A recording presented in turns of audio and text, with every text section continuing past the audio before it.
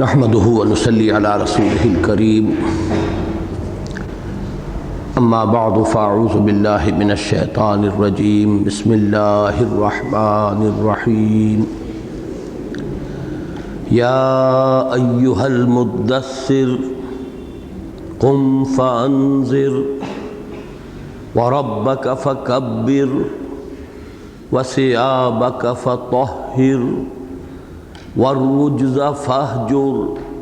ولا تمنن تستكثر ولربك فاصبر فإذا نقر في الناقور فذلك يومئذ يوم عسير على الكافرين غير يسير صدق الله العظيم رب اشرح لي صدري ويسر لي امري واحلل عقدة من لساني يفقهوا قولي اللهم ربنا الهمنا رشدنا واعذنا من شرور انفسنا اللهم ارنا الحق حقا وارزقنا اتباعه وارنا الباطل باطلا وارزقنا اجتنابه اللهم وفقنا لما تحب وترضى آمین یا رب العالمین۔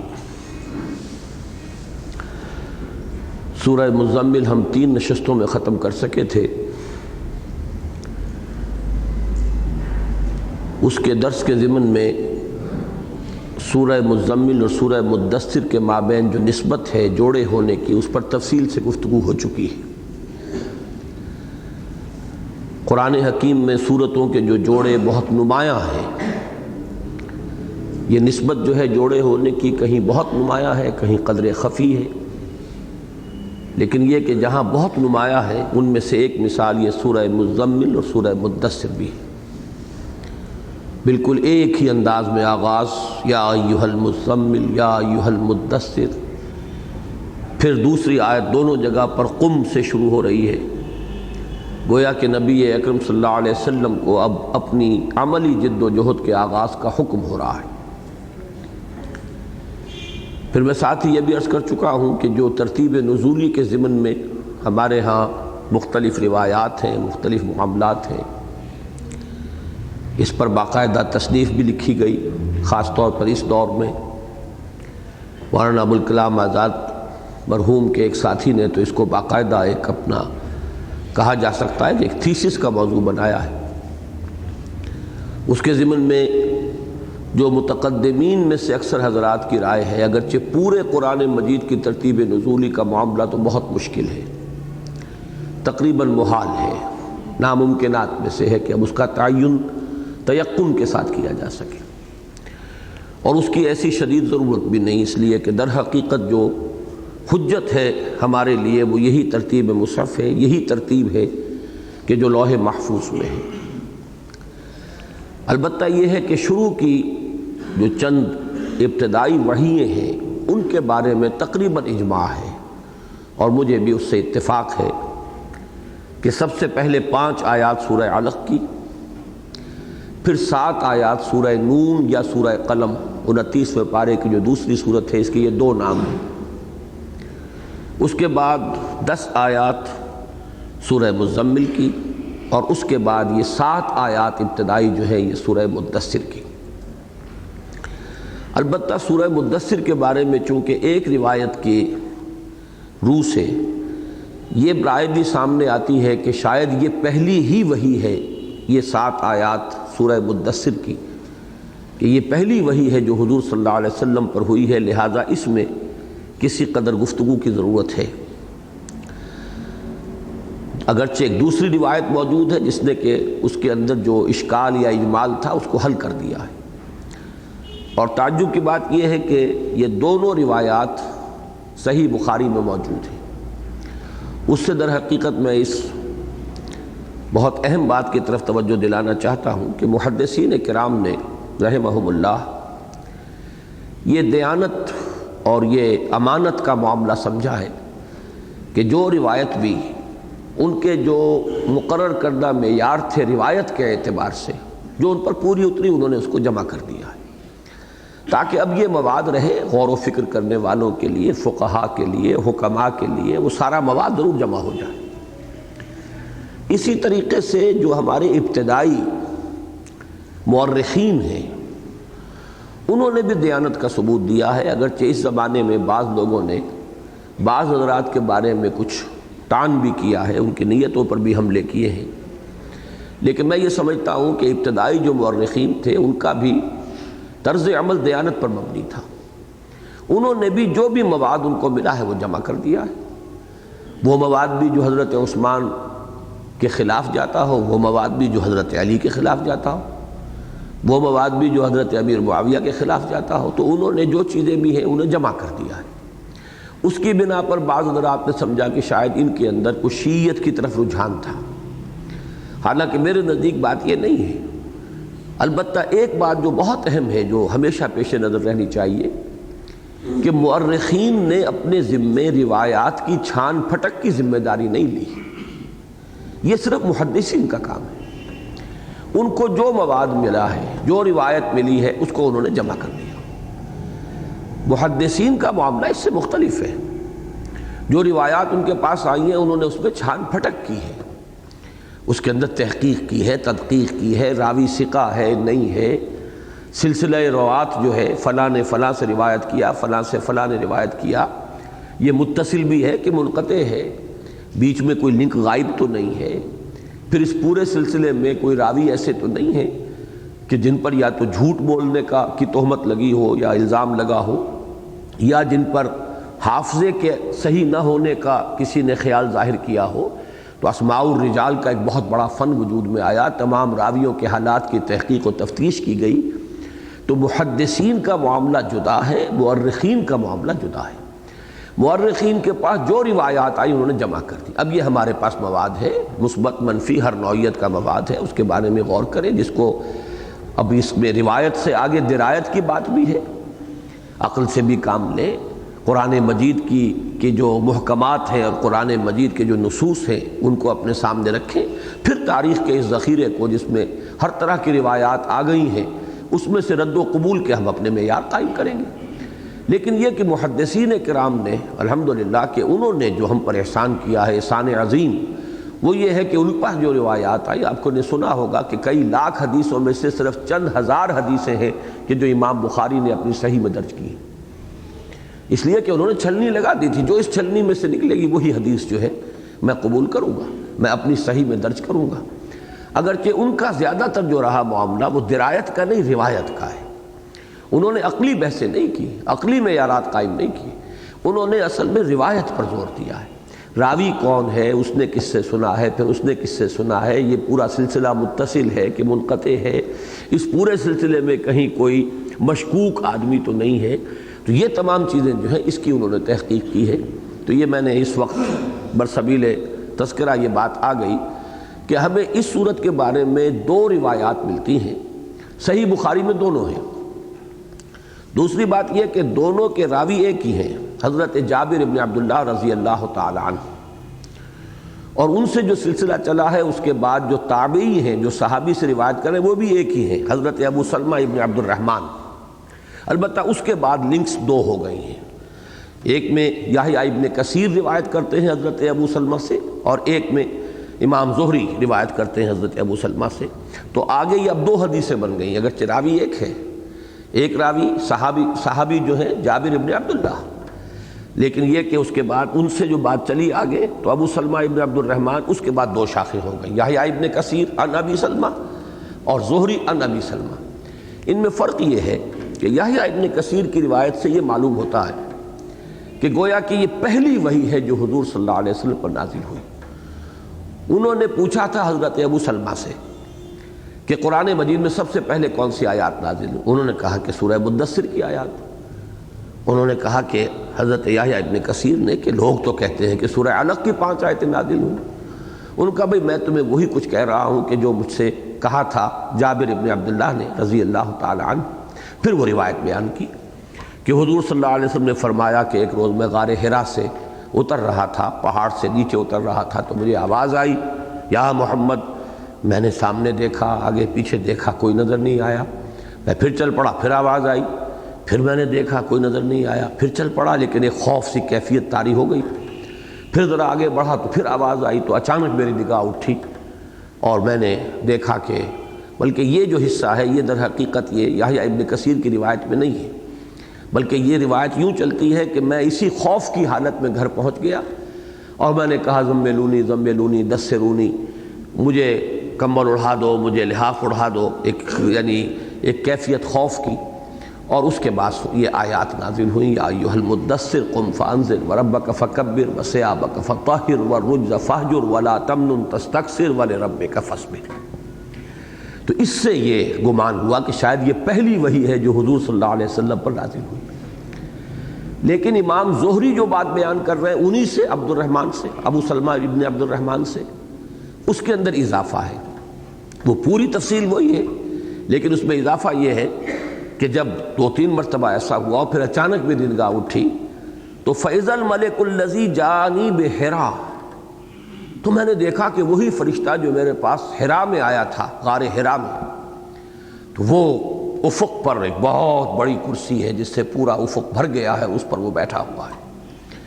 تو میں نے پھر خوف سے اور دہشت سے میں جھک کر اور میں گھر آیا اور پھر یہ آیات نازل ہوئی۔ اب اس سے خود بخود معاملہ حل ہو گیا کہ جب اسی روایت کے اندر یہ الفاظ موجود ہیں کہ فَإِذَا الْمَلَكُ الَّذِي جَاءَنِي بِحِرَا، اچانک جو میں نے دیکھا وہی فرشتہ جو میرے پاس حرا میں آیا تھا، تو معلوم ہوا کہ پہلے ملاقات ہو چکی حضرت جبرائیل سے، اسی لیے حضور نے پہچانا یہ وہی فرشتہ ہے کہ جو غار حرا میں آیا تھا۔ اس پر میں بعد میں جب ہم پہنچ جائیں گے سورہ علق میں پھر تفصیل سے عرض کروں گا کہ یہ کیفیت کیا تھی غار حرا میں جو وحی آئی ہے، اس کے بارے میں مختلف آراء کیا ہیں۔ لیکن اس وقت صرف یہ نوٹ کر لیجئے کہ یہ ایک ہی روایت 2 شکلوں میں جب آئی ہے تو ایک میں وہ الفاظ نہیں ہیں تو اس سے ایک مغالطہ پیدا ہو گیا، ایک میں وہ الفاظ موجود ہیں اس نے اس مغالطے کو حل کر دیا۔ تو محدثین نے اب وہ تمام مواد ہمارے سامنے رکھ دیا ہے کہ جس سے اگر کہیں کوئی مشکل پیدا ہوتی بھی ہے تو الحمدللہ کہ حل ہو جاتی ہے، کہ وہی فرشتہ کہ جو میرے پاس غار حرا میں آیا تھا اس کو میں نے دیکھا کہ وہ افق پر ہے۔ یہ روایت ہے۔ ویسے ایک اور روایت ہے لیکن یہ کہ وہ حضرت عبداللہ ابن عباس رضی اللہ تعالیٰ عنہ کا قول ہے اور امام طبرانی اسے لائے ہیں، سند بھی کچھ زیادہ قوی نہیں ہے۔ اس میں نقشہ یہ کھینچا گیا ہے کہ حضور صلی اللہ علیہ وسلم کو یہ اطلاع ملی کہ قریش کے سردار جمع ہوئے، اور خاص طور پر اس خیال سے کہ اب موسم حج آنے والا ہے، اور جب حج کے موسم میں تمام اطراف و اکناف عرب سے لوگ آئیں گے تو محمد کو موقع ملے گا، وہ اپنی دعوت پیش کریں گے اور لوگوں کے پاس جائیں گے اور تبلیغ کریں گے، چرچا ہو جائے گا۔ اور پھر یہ کہ اگر انہوں نے ہم سے پوچھا اور کسی نے کوئی بات کہی، کسی نے کوئی بات کہی، کسی نے کوئی بات کہی، تو ہماری باتوں کا جو ہے وہ پر اعتماد نہیں رہے گا، لوگوں کو اعتبار ہمارا ہٹ جائے گا، لہذا مل کر بیٹھ کر ایک رائے بنا لو کہ جب لوگ آئیں تو ہم وہی ایک رائے ان کے سامنے پیش کریں۔ چنانچہ وہ ایک تفصیل ہے اس کے اندر کہ پہلے یہ سوچا گیا کہ ان کو شاعر قرار دیا جائے، تو وہ بھی تجویز رد ہو گئی کہ نہیں، یہ بات تو کہنے والی نہیں ہے، باور نہیں کی جا سکتی۔ پھر یہ کہ ان کو کاہن کہا جائے، اس کو بھی رد کر دیا گیا۔ پھر یہ کہ کاذب کہا جائے، جھوٹا کہا جائے، اس کو بھی رد کر دیا گیا۔ بالآخر وہ ایک رائے پر گویا کہ کنسنسس ہوا، اتفاق ہوا کہ ان کو ساحر کہا جائے، اس لیے کہ ان کی وجہ سے گھر گھر دشمنی پڑ چکی ہے، بیوی اور شوہر کی جدائی ہو رہی ہے، اولاد جو ہے وہ اپنے والدین سے کٹ رہی ہے، یہی ساحر لوگ کیا کرتے ہیں، تو ساحر کہنا جو ہے یہ بات منطبق ہو سکتی ہے اور قرین قیاس۔ اس کی اطلاع جب حضور کو پہنچی تو حضور صلی اللہ علیہ وسلم لحاف لے کر لیٹ گئے، تو اس کیفیت میں یہ وحی نازل ہوئی۔ ایک تو یہ کہ یہ بات اس اعتبار سے فٹ نہیں بیٹھتی، اگرچہ حضرت عبداللہ ابن عباس کا قول ہے، طبرانی میں ہے، لیکن یہ قرین قیاس اس لیے نہیں ہے کہ یہ کیفیت تو کافی عرصے کے بعد جا کر ہوئی ہے، جبکہ وہ مخالفت اور وہ جو ایک کشاکش کی کیفیت شدت کو پہنچی ہے۔ یقیناً اس سورہ مبارکہ میں جو آگے آیات آ رہی ہیں ولید بن مغیرہ کے بارے میں، اس کے ضمن میں یہ پس منظر ہے اور یہ صحیح ہے، اور یہ اور دوسری روایات سے بھی اس کو تقویت حاصل ہوتی ہے جو صحیح روایات ہیں، لیکن ابتدائی آیتیں جو ہیں ان کے لیے یہ شان نزول نہیں ہو سکتا، اس لیے کہ یہ تو بالکل شروع کی آیات ہیں۔ یہاں تک کہ ایک رائے یہ بھی ہے کہ یہ پہلی وحی ہے جو حضور پر ہوئی ہے صلی اللہ علیہ وسلم، لیکن جس پر جیسا کہ دونوں روایتیں میں آپ کو سنا چکا ہوں، جس بات پر کہ محققین کا اجماع ہوا ہے تقریباً وہ یہ ہے کہ پہلی وحی تو وہی ہے سورہ علق کی. بعض لوگ کہتے ہیں کہ اس کے بعد ہی فترت ہو گئی. فترت کہتے ہیں رکاوٹ، وقفہ، درمیان میں سلسلہ منقطع ہو گیا. کچھ عرصے یہ فترت اولا کہلاتی ہے، یہ حضور صلی اللہ علیہ وسلم پر وحی کا رک جانا کچھ عرصے کے لیے فترت. تو یہ فترت کے عرصے کے بعد پھر اب جو وحی شروع ہوئی ہے تو وہ یہ وحی ہے سورہ مدثر. لیکن بعض حضرات کی رائے یہ ہے کہ یہ ضروری نہیں ہے کہ صرف سورہ علق کی 5 آیات کے بعد ہی فترت ہو گئی ہو، بلکہ یہ عین ممکن ہے کہ کچھ اور وحییں بھی آئی ہوں. جیسے کہ میں عرض کر چکا ہوں کہ بہت سے حضرات کی رائے یہ ہے کہ سورہ نون کی 7 آیتیں اور سورہ مزمل کی بھی ابتدائی آیات نازل ہو چکی ہیں، پھر فترت ہوئی، پھر ایک رکاوٹ ہوئی. اس رکاوٹ کے بعد پھر جب آغاز ہوا ہے تو پہلی وحی یہی ہے. اس کے علاوہ ایک بات اور میں نے اس سے پہلے بھی آپ کو بتائی ہے، یہ نقطہ اہم ہے کہ یہ بات بھی تسلیم کی جاتی ہے بالعموم کہ سورہ علق کی ابتدائی وحی جو ہے پہلی وحی، اس سے حضور کی نبوت کا ظہور ہوا ہے. اور اس وحی سے جو سورہ مدثر کی آج ہم پڑھ رہے ہیں، اس سے حضور کی رسالت کا آغاز ہوا ہے. یہ 2 الفاظ میں جان بوجھ کر علیحدہ بول رہا ہوں. وحی کا جو نبوت ہے اس کا آغاز نہیں کہہ رہا. نبوت تو پیدائشی حاصل ہوتی ہے نبی کو، نبی پیدائشی نبی ہے، اس کی معصومیت آغاز سے ہے، اس کو اللہ کی طرف سے اسپیشل پروٹیکشن پہلے دن سے ہے. بلکہ یہ کہ عالم ارواح کے اندر بھی ارواح جو ہے انبیاء کی وہ اسی شان کے ساتھ تھیں. جیسے کہ حضور صلی اللہ علیہ وسلم کا واضح قول موجود ہے کہ جب آپ سے پوچھا گیا متى وجبت لک النبوۃ یا رسول اللہ، حضور آپ کو نبوت کب ملی؟ آپ نے فرمایا والآدم بین الماء والطین، ابھی آدم کا جو ہے وہ جسد تیار ہونے کے لیے ابھی گارے کی تیاری ہو رہی تھی، مٹی اور پانی جو ہے ابھی اس کو ملایا بھی نہیں گیا تھا، اس وقت بھی میں نبی تھا. تو معلوم ہوا کہ عالم ارواح میں تمام ارواح موجود تھیں. ارواح تو پہلے پیدا کی جا چکی تھی. جو یہ تخلیق اجساد کا معاملہ ہے یہ تو میں تفصیل سے بیان کر چکا ہوں، تو بہت بات کی بات ہے. تمام ارواح انسانیہ، حضرت آدم کی نسل میں جتنے بھی انسانوں کو آنا تھا ان سب کی ارواح موجود تھیں. جب ہم سے عہد لیا گیا تھا الستُ بربکم قالوا بلی، ہم سب نے کہا تھا پروردگار بالکل، ہم اقرار کرتے ہیں کہ تو ہمارا مالک ہے، رب ہے. تو وہ جو عالم ارواح کے اندر بھی ظاہر بات ہے کہ تمام ارواح اپنی امتیازی کیفیات کے ساتھ تھیں، اور حضور صلی اللہ علیہ وسلم اس کی طرف اشارہ کر رہے ہیں، میں اس وقت بھی نبی تھا. اس اعتبار سے نبوت کے لیے کبھی لفظ آغاز استعمال نہیں ہونا چاہیے. آغاز وحی کہہ سکتے ہیں. جب آپ 40 برس کے ہوئے تو آپ پر وحی کا آغاز ہوا. آغاز وحی سے گویا کہ آپ کی نبوت ظاہر ہو گئی جو پہلے ظاہر نہیں تھی. البتہ رسالت کا معاملہ جدا ہے. رسالت کو آغاز ہوتا ہے، اس لیے کہ ہر نبی تو رسول ہوتا بھی نہیں. لہذا رسالت کے لیے ہم کہیں گے کہ رسالت کا آغاز ہے یا ایھا المدثر سے، اس لیے کہ اس میں حکم تبلیغ آ رہا ہے. آپ نے پچھلی تینوں وحییں اگر ذہن میں مستحضر ہوں، اگر نوٹ کیا ہوگا کہ اس میں وحی کا کہیں اس کا انذار کا، تبشیر کا اور تبلیغ کا کوئی حکم حضور کو نہیں ہوا صلی اللہ علیہ وسلم. اور یہ بھی ذہن میں رکھیے کہ جو میں بات عرض کر رہا ہوں بار بار، وہ یہ کہ پوری سورہ نون ایک مرتبہ نازل نہیں ہوئی ہے، پوری سورہ مزمل ایک مرتبہ نازل نہیں ہوئی ہے، اسی طرح پوری سورہ مدثر ایک مرتبہ نازل نہیں ہوئی ہے، پوری سورہ علق ایک مرتبہ نازل نہیں ہوئی ہے. بلکہ جو ترتیب ہم قائم کر رہے ہیں وہ سورہ علق کی 5 آیات، باقی کی جو ہے باقی سورہ علق کا جتنا حصہ ہے جو 14 آیات اور ہیں وہ بعد میں نازل ہوئی. اسی طریقے سے سورہ نون کی بقیہ آیات یہ بعد میں نازل ہوئی. اسی طرح سورہ مزمل کے تو پھر تفصیل سے ہم گفتگو کر چکے ہیں، سورہ مدثر کی بھی یہی بات ہے. تو ترتیب جو ہے وحیوں کی وہ در حقیقت ان ابتدائی آیات کی ہے. ان ابتدائی آیات کو دیکھیے تو سورہ علق میں بھی کہیں تبلیغ کا حکم نہیں. اقرأ بسم ربک الذی خلق خلق الانسان من علق اقرأ وربک الاکرم الذی علم بالقلم علم الانسان ما لم یعلم. 2 مرتبہ حکم اگر ہو رہا ہے تو اسی بات کا ہو رہا ہے کہ پڑھیے پڑھیے. کیا پڑھیے اور وہ کیا تعلیم تھی حضور کی کہ جو پھر اس وقت شروع ہوئی ہے، اس پر اس وقت گفتگو نہیں ہوگی، وہ سورہ علق میں گفتگو کریں گے انشاءاللہ جب وہاں پہنچ جائیں گے اگر اللہ کو منظور ہوا. باقی یہ کہ اسی طرح سورہ نون میں بھی بس دل جوئی ہے، تشفی ہے. نون والقلم وما یسطرون ما انت بنعمت ربک بمجنون ان لک لاجرا غیر ممنون وانک لعلی خلق عظیم فستبصر ویبصرون بایکم المفتون ان ربک هو اعلم بمن ضل عن سبیلہ وهو اعلم بالمہتدین. آپ کو دلجوئی کی جا رہی ہے کہ لوگ سمجھ رہے ہیں کہ شاید ان کا دماغی توازن ٹھیک نہیں رہا، لوگ کہہ رہے ہیں کہ شاید ان پر کوئی آسیب کا سایہ ہو گیا ہے، جو کہتے ہیں میرے پاس فرشتہ آیا اور غار میں میرے ساتھ یہ معاملہ ہوا اور مجھے نبی بنایا گیا ہے اور مجھ پر وحی آئی ہے۔ تو اب اس پر جو آپ کو لوگوں کے ان تبصروں کا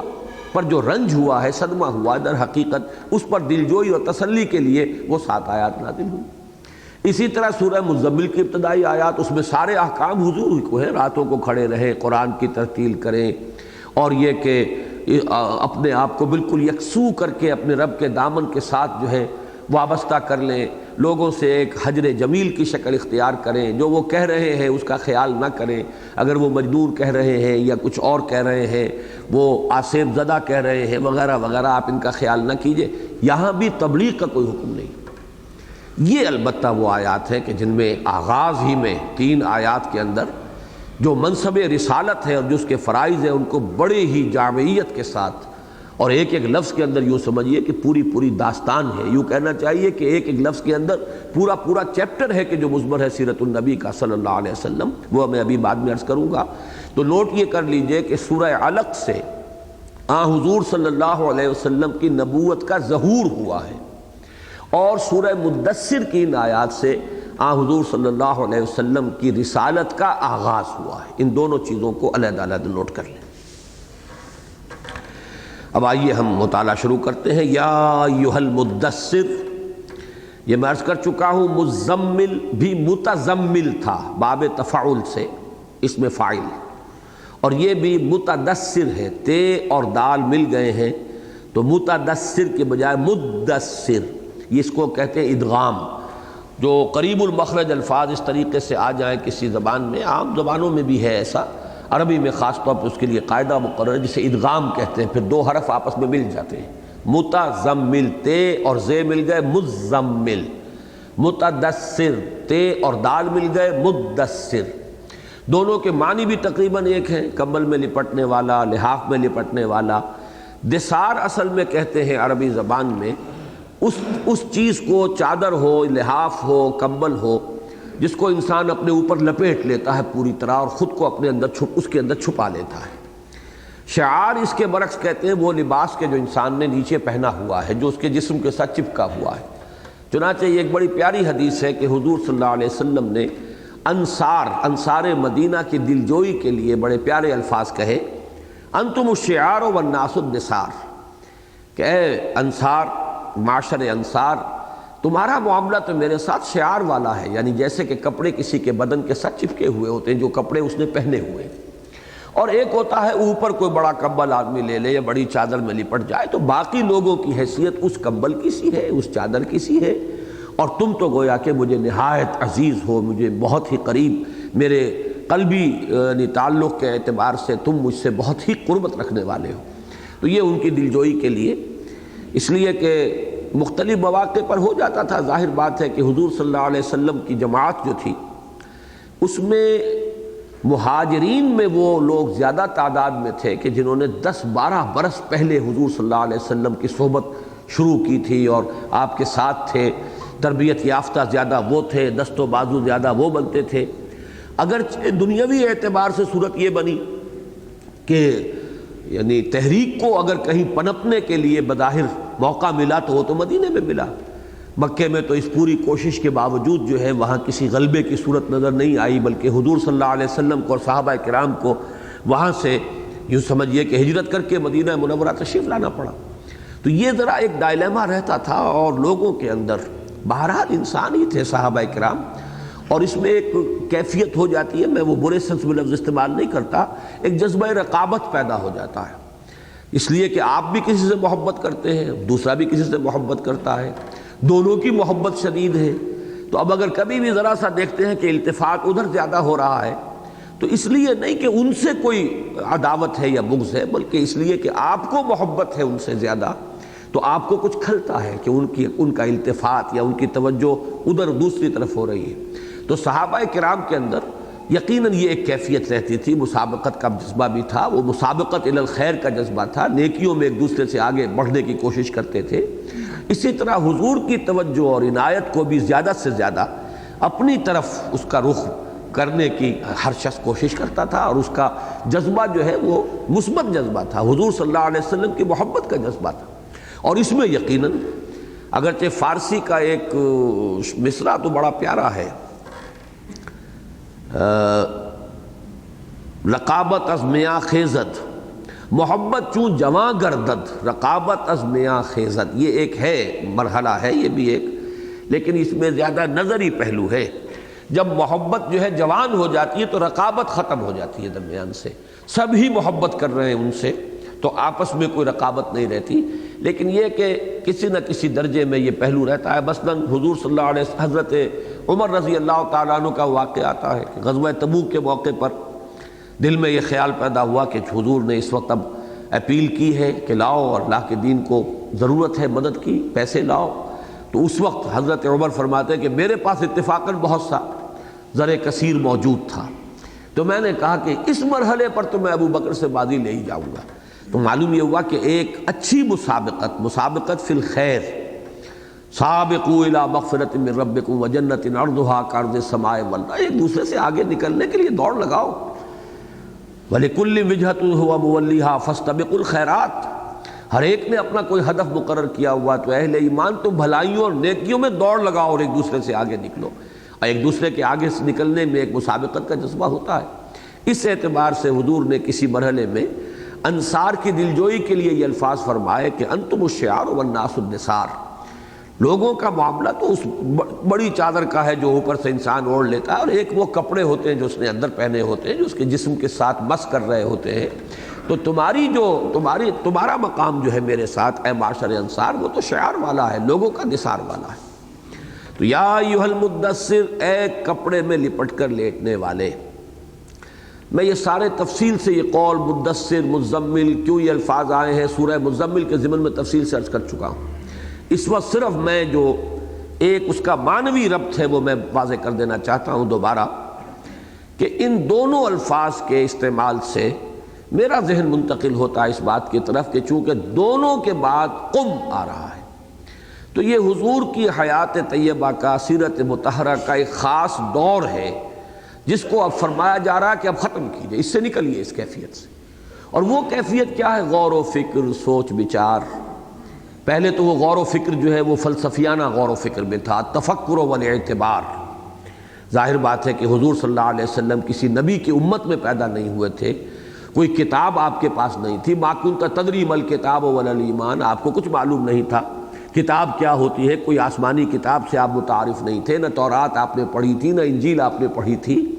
پھر یہ بھی آپ کو معلوم نہیں تھا پوری تفصیل کے ساتھ کہ ایمان کسے کہتے ہیں۔ تو یہ سارے مراحل آپ نے اپنے غور و فکر کے ذریعے سے طے کیے۔ تو غار حرا کا جو مرحلہ ہے اس کے بارے میں آپ کو بتا چکا ہوں کہ جو روایت کے الفاظ ہیں حضرت عائشہ صدیقہ رضی اللہ تعالی عنہا کے، وہ تو یہ ہے کہ فلما بلغ 40 سنة حبب الیہ الخلاء فکان یخلو بغار حرا یتحنس فیہ۔ جب حضور کی عمر شریف 40 برس کے لگ بھگ ہوئی تو آپ کو خلوت گزینی محبوب ہو گئی۔ وہ جو کیفیت اقبال نے کہی ہے کہ دنیا کی محفلوں سے اکتا گیا ہوں یا رب، کوئی ایسی کیفیت طاری ہو گئی کہ لوگوں سے ملنا جلنا اب ایک کاروبار تھا آپ کا، اور آپ نے بھرپور زندگی بسر کی ہے کاروبار کے اندر بھی، پھر وہ عائلی زندگی بھی تھی۔ 15 برس ہو چکے تھے اب حضور صلی اللہ علیہ وسلم کو متأہل زندگی بسر کرتے ہوئے، بچے تھے، بیٹیاں تھیں، زوجہ محترمہ حضرت خدیجہ الکبریٰ موجود ہیں۔ تو لیکن یہ کہ طبیعت کے اندر کچھ ایسی کیفیت پیدا ہوئی کہ گھر بار سے بھی اور کاروبار سے بھی اور لوگوں سے ملنے جلنے سے بھی طبیعت اچاٹ ہو کر، اور کئی دن اور کئی راتیں متواتر آپ غار حرا میں قیام فرماتے تھے۔ حضرت خدیجہ کچھ کھانے پینے کا سامان تیار فرما دیتی تھی اور بس وہاں جاتے تھے، اور کئی دن رات مسلسل آپ کا قیام مارا۔ لیکن وہاں کرتے کیا تھے؟ اس لیے کہ آپ نہ تو امت موسیٰ میں پیدا ہوئے کہ ان کے مطابق کوئی عبادت کرتے ہو، تو یتحنس فی، وہاں عبادت کرتے تھے، لیکن وہ عبادت کیا تھی؟ اس پر شارحین حدیث کا تقریباً اجماع ہے کہ کان صفت تعبدہ فی غار حرا التفکر والاعتبار۔ غار حرا میں آپ کی عبادت کی کیفیت تفکر اور اعتبار، غور و فکر، سوچ بچار۔ ابھی چند دن ہوئے میں نے یہاں وہ حدیث حضور کی سنائی ہے جس میں یہ دونوں الفاظ آئے ہیں۔ ایک بڑی پیاری حدیث ہے جس میں حضور نے ویسے تو 10 باتوں کا، لیکن یہ کہ شروع میں آپ نے فرمایا ہے کہ امرنی ربی بتسع، میرے رب نے مجھے 9 باتوں کا حکم دیا ہے۔ تو وہ 3 باتیں آتی ہیں بڑے خوبصورت انداز میں، اس میں وہی جیسے قرآن مجید کی آیات کے اندر بھی قوافی بدلتے ہیں، تو 3 ٹکڑے ہیں ان میں مختلف قوافی کے۔ پھر ایک 10ویں بات یوں سمجھیے کہ نہایت جامع، سب کی جامع بات، وہ بھی آپ نے بیان فرمائی۔ میرے رب نے مجھے 9 باتوں کا حکم دیا۔ خشیت اللہ فی السر والعلانیہ، وکلمۃ العدل فی الغضب والرضا، والقصد فی الفقر والغنا، وان اصل من قطعنی، واعطی من حرمنی، واعفو عمن ظلمنی، وان یکون سمتی فکرا، ونطقی ذکرا، ونظری عبرا، وان آمر بالمعروف وانہی عن المنکر۔ اب یہ 9 باتیں تو وہ آ رہی ہیں 3 کے ٹکڑے۔ میرے رب نے مجھے حکم دیا ہے کہ کھلے چھپے ہر حال میں اس کا خوف میرے دل کے اندر موجود رہے، اس کی عظمت کا نقش قائم رہے، اس کے سامنے حاضری ہونے کا احساس جو ہے وہ میرے دل میں برقرار رہے۔ پھر یہ کہ میں کسی سے راضی ہوں یا ناراض ہوں، بات عدل کی کروں، انصاف کی کروں، ایسا نہ ہو کہ کسی سے ناراض ہونے پہ یا کسی کی محبت جو ہے اس کے باعث میرا جو موقف ہے وہ عدل سے اور انصاف سے ہٹ جائے۔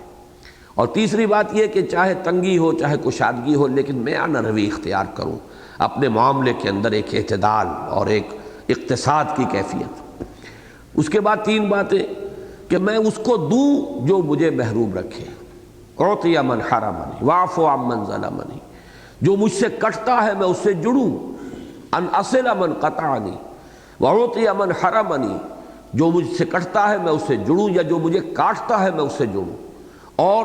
اپنا تعلق جوڑوں، اور جو مجھے محروم رکھتا ہے میں اسے اور دوں۔ اور اس سے آگے یہ کہ وَأَنْ أَعْفُوَ عَمَّنْ ظَلَمَنِي، جو مجھ پر ظلم کرے میں اسے معاف کروں۔ اب آیا ہے وہ ٹکڑا جس کے لیے مجھے یہ حدیث یاد آئی، وَأَنْ يَكُونَ صَمْتِي فِكْرًا، میرا خاموش رہنا فکر پر، غور پر، سوچ بچار پر مشتمل ہو، وَنُطْقِي ذِكْرًا، اور میرا بولنا، میری گفتگو یاد الہی پر مشتمل ہو۔ یہ یاد الہی آدمی تنہائی میں بھی بیٹھ کر کرتا ہے، اور یہ کہ لوگوں کے درمیان جب اللہ کا ذکر کرتا ہے، اللہ کی کتاب کا مذاکرہ کرتا ہے، اللہ کی باتیں لوگوں کو سناتا ہے، تو یہ جو گفتگو ہے یہ بھی در حقیقت یاد الہی ہے۔ اور اس کے بعد فرمایا وَنَظَرِ عِبْرَةٍ، عبرت کی نگاہ ہو میری کہ میں جس چیز کو دیکھوں اس سے سبق حاصل کروں، اس سے میں نتائج اخذ کروں۔ تو یہ وہ تفکر والاعتبار، فکر اور عبرت، یہ ہے تفکر والاعتبار۔ کان صفت تعبدہ فی غار حراء التفکر والاعتبار۔ تو میں عرض کر رہا تھا کہ یہ جو ایک دور تھا حضور پر، اس کے بعد وہی آئی ہے، وہی غار حراء میں، اس کے بعد ظاہر بات ہے بار گراں کا احساس۔ اب تفکر کے اندر وہ دوسری جس کو ہم فکر مندی کہتے ہیں اور تشویش، اس کا ایلیمنٹ بھی شامل ہوا کہ بہت بڑی ذمہ داری آ گئی ہے۔ حضرت ورقہ ابن نوفل نے صاف فرما دیا تھا حضور صلی اللہ علیہ وسلم سے کہ کاش کہ میں اس وقت تک زندہ رہوں جب کہ آپ کی قوم آپ کو یہاں سے نکال دے گی۔ تو حضور حیران ہوئے، اب ہم مخرجیہم، کیا یہ لوگ مجھے یہاں سے نکال دیں گے؟ تو انہوں نے کہا جی ہاں، اس سے پہلے بھی جن کے پاس بھی وہی آئی ہے اور جن کو بھی اللہ نے نبوت اور رسالت پر فائز کیا ہے آپ سے پہلے، ان سب کی قومیں ان کی دشمن بنی ہیں، اور یہ دشمنی آپ کو بھی اپنی قوم کی طرف سے پیش آئے گی۔ کاش کہ میں اس وقت تک زندہ رہوں کہ آپ کا ساتھ دوں، آپ کے ساتھ تعاون کروں۔ بہرحال ان کا انتقال تو بہت جلد ہو گیا۔ اب اس سے یوں سمجھیے کہ وہ ایک تشویش، ایک بار گراں کا احساس، یہ مزید اس کے اوپر ایک ردا جو ہے غور و فکر کا۔ جب یہ کیفیت ہوتی ہے آدمی کی تو پھر وہ کہیں کسی کونے میں، کہیں علیحدہ بیٹھ کر، کہیں چادر میں لپٹ کر، کہیں لحاف لے کر لیٹ جاتا ہے، غور کرتا ہے اندر ہی اندر۔ تو یہ در حقیقت مزمل اور مدثر دونوں الفاظ میں یہ ایک کیفیت بیان ہو رہی ہے، اور دونوں جگہ پر اس کے بعد حکم آ رہا ہے فعل امر، قم، کھڑے ہو جائیے۔ البتہ کھڑے ہو کر، یعنی کھڑے ہونے سے مراد یہ نہیں کہ فوراً کھڑے ہو جائیے، بلکہ یہ کہ اب کمر کس لیجئے، اب ہمت کیجئے، اپنی عملی جد و جہد کا آغاز کیجئے، اب سوچ بچار کے مرحلے سے نکلیے۔ اور بہت خوبصورت مصرع ہے علامہ اقبال کا جس میں کہ یہ کیفیت بیان ہوئی ہے کہ لاکھ حکیم سر بجیب، ایک کلیم سر بکف۔ آپ نے کبھی علامہ اقبال کی بھی ایک تصویر دیکھی ہوگی کہ وہ سر پکڑ کر اس طرح یوں بیٹھے ہوئے۔ یہ ایک مفکر کا یوں سمجھیے کہ ایک نقشہ ہے، اس لیے کہ غور و فکر، سوچ بچار، آب روان کبیر تیرے کنارے کوئی دیکھ رہا ہے کسی اور زمانے کے خواب۔ اب ظاہر بات ہے جو ویژنری ہوتا ہے وہ تو نہ معلوم کہاں کی سوچ رہا ہوتا ہے اور کہاں کہاں کے خواب دیکھ رہا ہوتا ہے، مستقبل کی باتوں کے بارے میں غور و فکر کر رہا ہوتا ہے۔ تو اس کو اقبال نے کہا لاکھ حکیم سر بجیب، جب سر جھکا ہوا ہوتا ہے غور و فکر میں تو گویا کہ اپنے گریبان میں اپنا سر دیا ہوا ہے۔ تو حکیم اور دانا لوگ تو یہی کچھ ہوتے ہیں، ان کو پھر وہ عمل کا مرحلہ ان کی زندگیوں میں نہیں آیا کرتا۔ وہ تو یہ کہ اس قسم کے لوگوں کو کچھ شاگرد فعال قسم کے مل جائے تو پھر یہ ہے کہ وہ ان کی بات کو آگے بڑھانے والے ہوتے ہیں۔ عام طور پہ جیسے آپ کو معلوم ہے مارکس نے کیا کیا، کتاب لکھی، اللہ اللہ خیر صلی اللہ۔ باقی یہ کہ کوئی کمیونسٹ ریولوشن کہیں برپا کرنے کا کوئی امکان نہیں تھا۔ وہ تو لینن جیسی شخصیت روس میں پیدا ہو گئی، ماؤ زیتونگ جیسی شخصیت، فعال قسم کے اشخاص، تو انہوں نے انقلاب برپا کیا۔ تو یہاں معاملہ جو ہے اس کے برعکس ہے، یہاں تو یہی ہے کہ حضور صلی اللہ علیہ وسلم ہی نے وہ مرحلہ بھی طے کیا ہے، اور اب جب کہ وحی آ گئی اور اب آپ کو حکم دیا جا رہا ہے کہ کھڑے ہو جائیے، اس کیفیت سے نکلیے۔ لاکھ حکیم سر بجیب ایک کلیم سر بکف، اب تو سر بکف ہو کر باہر نکلنا پڑے گا، اپنی عملی جد و جہد کا آغاز کر دی۔ اس میں جیسا کہ ہم سورہ مزمل میں دیکھ چکے ہیں، جد و جہدیں دو آئی ہیں فوری طور پر۔ ایک رات کی مشقت ہے، قم اللیل الا قلیلا، یہ گویا کہ ذاتی تربیت، داخلی کیفیات، داخلی انقطاع،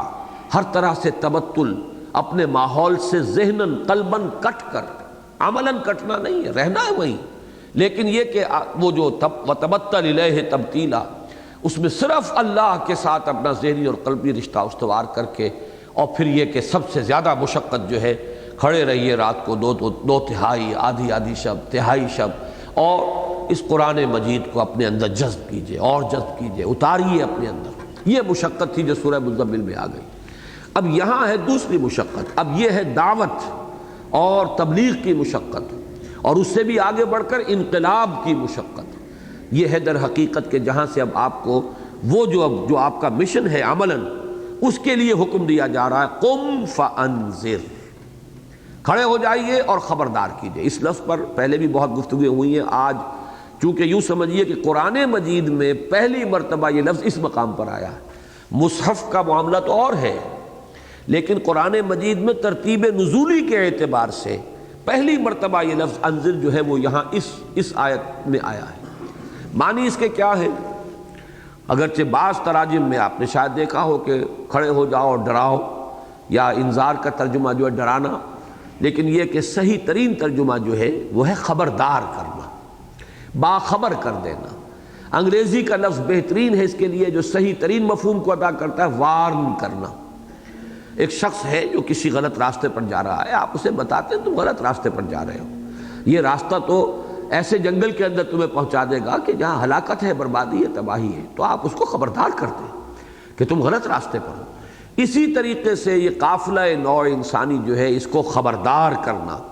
کہ اگر تم یہ سمجھ بیٹھے ہو کہ دنیا بس یہی دنیا ہے اور یہی کھانا پینا ہے، بابر بیش کوش کے عالم دوبارہ نیست، تو بہت غلط ہے تمہاری یہ سوچ، بہت ہی ہلاکت خیز ہے تمہارا یہ نظریہ، تم بہت بڑی تباہی سے اور بربادی سے دوچار ہو جاؤ گے، ابدی عذاب الہی کا نوالا بن جاؤ گے۔ ہوش میں آؤ، جاگو، سمجھو، اپنے آپ کو پہچانو، اپنی زندگی کی منزل جو ہے اس سے جانو کہ وہ منزل کون سی ہے، کدھر جا رہے ہو۔ یہ انذار ہے اصل میں، خبردار کرنے کے معنی میں۔ اور یہ بات نوٹ کر لیجئے کہ اگرچہ بعد میں یہ لفظ بکثرت آیا ہے، لِأُنذِرَكُمْ بِهِ أُوحِيَ إِلَيَّ هَذَا الْقُرْآنُ لِأُنذِرَكُمْ بِهِ وَمَنْ بَلَغَ، اے نبی ان سے کہہ دیجئے کہ مجھ پر وحی کیا گیا یہ قرآن تاکہ میں تمہیں اس کے ذریعے سے خبردار کر دوں، اور ان سب کو خبردار کر دوں جن تک یہ قرآن پہنچ جائے۔ گویا کہ قرآن کا پہلا فنکشن جو ہے وہ انذار ہے، اہم ترین فنکشن جو ہے وہ انذار ہے، خبردار کرنا ہے۔ حضور کو بھی پہلا حکم لوگوں کے بارے میں جو دیا جا رہا ہے وہ انذار کا دیا جا رہا ہے۔ کچھ عرصے کے بعد حکم آیا، وَأَنذِرْ عَشِيرَتَكَ الْأَقْرَبِينَ، خبردار کر دیجئے اپنے قریبی رشتہ داروں کو، اپنے اعزاء و اقربا کو۔ تو اس میں جو چند بحثیں ہیں یہ جان لیجئے کہ اصولاً انذار اور تبشیر یہ دونوں الفاظ ہیں جو قرآن مجید میں جہاں فلسفہ نبوت آئے گا،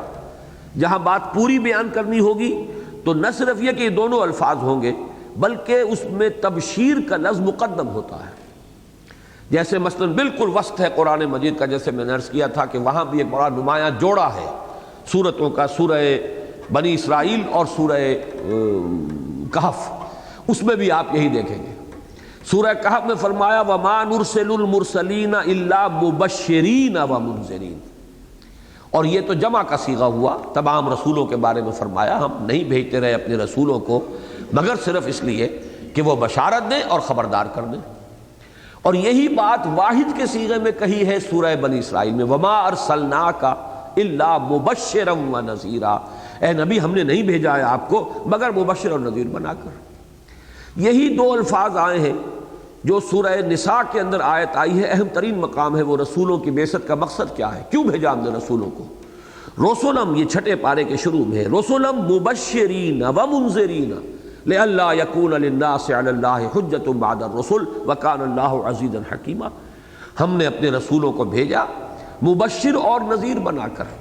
تاکہ لوگوں کے پاس رسولوں کی آمد کے بعد کوئی عذر نہ رہے کہ وہ اللہ کے ہاں کوئی عذر پیش کر سکے، حجت پیش کر سکے اپنی گمراہی اور ضلالت کے لیے،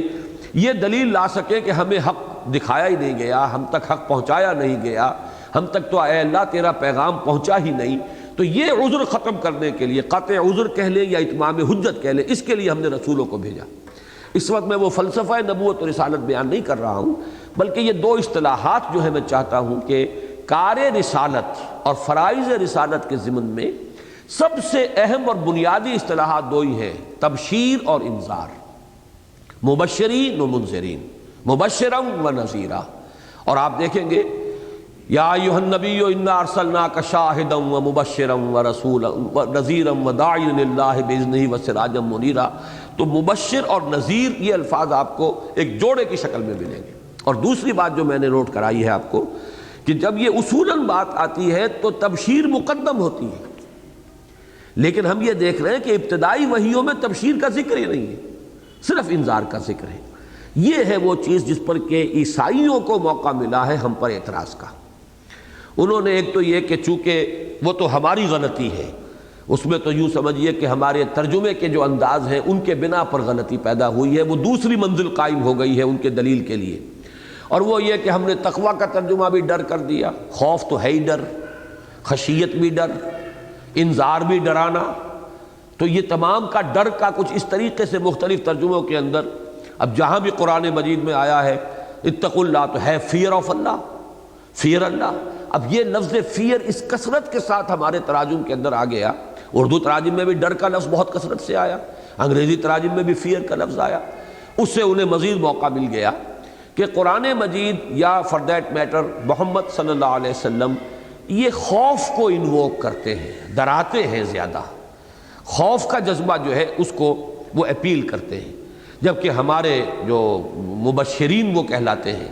کہ ہمارے جو بائبل کا انداز ہے یا حضرت مسیح علیہ السلام کا انداز ہے اس میں بشارت ہے، اور اس میں محبت جو ہے، لو آف گاڈ، اللہ کی محبت کو انووک کیا جاتا ہے، زیادہ محبت کی جو ہے ترغیب دلائی جاتی ہے، لو دائی نیبر ایز دائی سیلف، اور اسی طریقے سے اللہ سے محبت کرو، خدا سے محبت کرو، آسمانی باپ سے محبت کرو۔ تو ایک اعتراض ان کا جو یہ ہے، اس اعتبار سے کسی درجے میں اس کی گنجائش ہے کہ قرآن مجید کی ابتدائی وحیوں میں صرف لفظ انذار آیا ہے، تبشیر نہیں آیا، اگرچہ جب آپ پورے فلسفے کو دیکھیں گے اور قرآن مجید کے مختلف مقامات میں جہاں بات اصولاً آئی ہے اور جامعیت کے ساتھ آئی ہے وہاں دیکھیں گے تو اس اعتراض کی نفی ہو جائے گی کہ وہاں بالکل یہ دونوں چیزیں برابر برابر آئی ہیں، بلکہ تبشیر مقدم ہے۔ اب اس کا سبب کیا ہے؟ سبب بالکل سادہ سا ہے، اگر اس کو سمجھ لیں تو پھر پورا اطمینان ہو جائے گا اور پورے اطمینان کے ساتھ جواب بھی دیا جا سکے گا، اور وہ یہ ہے کہ در حقیقت رسولوں کی بعثت ہوتی تھی بگڑی ہوئی قوموں میں، بگاڑ ہو چکا ہے اور بگاڑ میں مزاج میں فساد پیدا ہو چکا ہے، بشارت دے کسے؟ عمومی فساد ہے، عمومی خرابی ہے، لوگوں کے اخلاق جو ہے انتہائی پستی کو پہنچ گئے ہیں، توحید ختم ہو کر رہ گئی ہے، کفر کا اور شرک کا جو ہے وہ بول بالا ہے۔ تو اب اس حالت میں جیسے کہ ایک مریض ہو، بخار ہے اسے، اب اس کو تو ظاہر بات ہے کنین دینی پڑے گی، اسے آپ چینی دیں گے تو اور یا کوئی شہد کھلائیں گے تو نہیں، اس کے لیے دوا کی ضرورت ہے۔ اسی طریقے سے یوں سمجھیے کہ اس بگڑے ہوئے ماحول میں مقدم ہو جاتا ہے انذار، خبردار کرنا۔ وہ بجلی کا کڑکا تھا یا صوت ہادی، عرب کی زمین جس نے ساری ہلا دی، لہذا قرآن مجید کی ابتدائی آیات کے اندر یقیناً انذار کا، چونکانے کا، خبردار کرنے کا، ہوش میں لانے کا یہ انداز جو ہے یقیناً موجود ہے، اور انذار کا پلڑا بھاری ہے۔ لیکن یہ قرآن کے فلسفے کا مستقل معاملہ نہیں ہے، بلکہ یہ کہ حالات کے اندر جیسے جیسے تبدیلی پیدا ہوئی، اہل ایمان آئے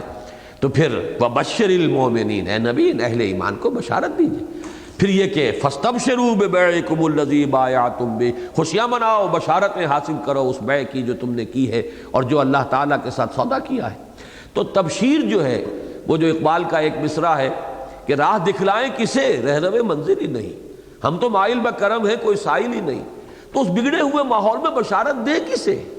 وہاں تو ظاہر بات ہے کہ کفر کا غلبہ، شرک کا غلبہ، تو دعوت کا آغاز جو ہے یقیناً اس میں کوئی شک نہیں کہ وہ انذار ہی سے ہے۔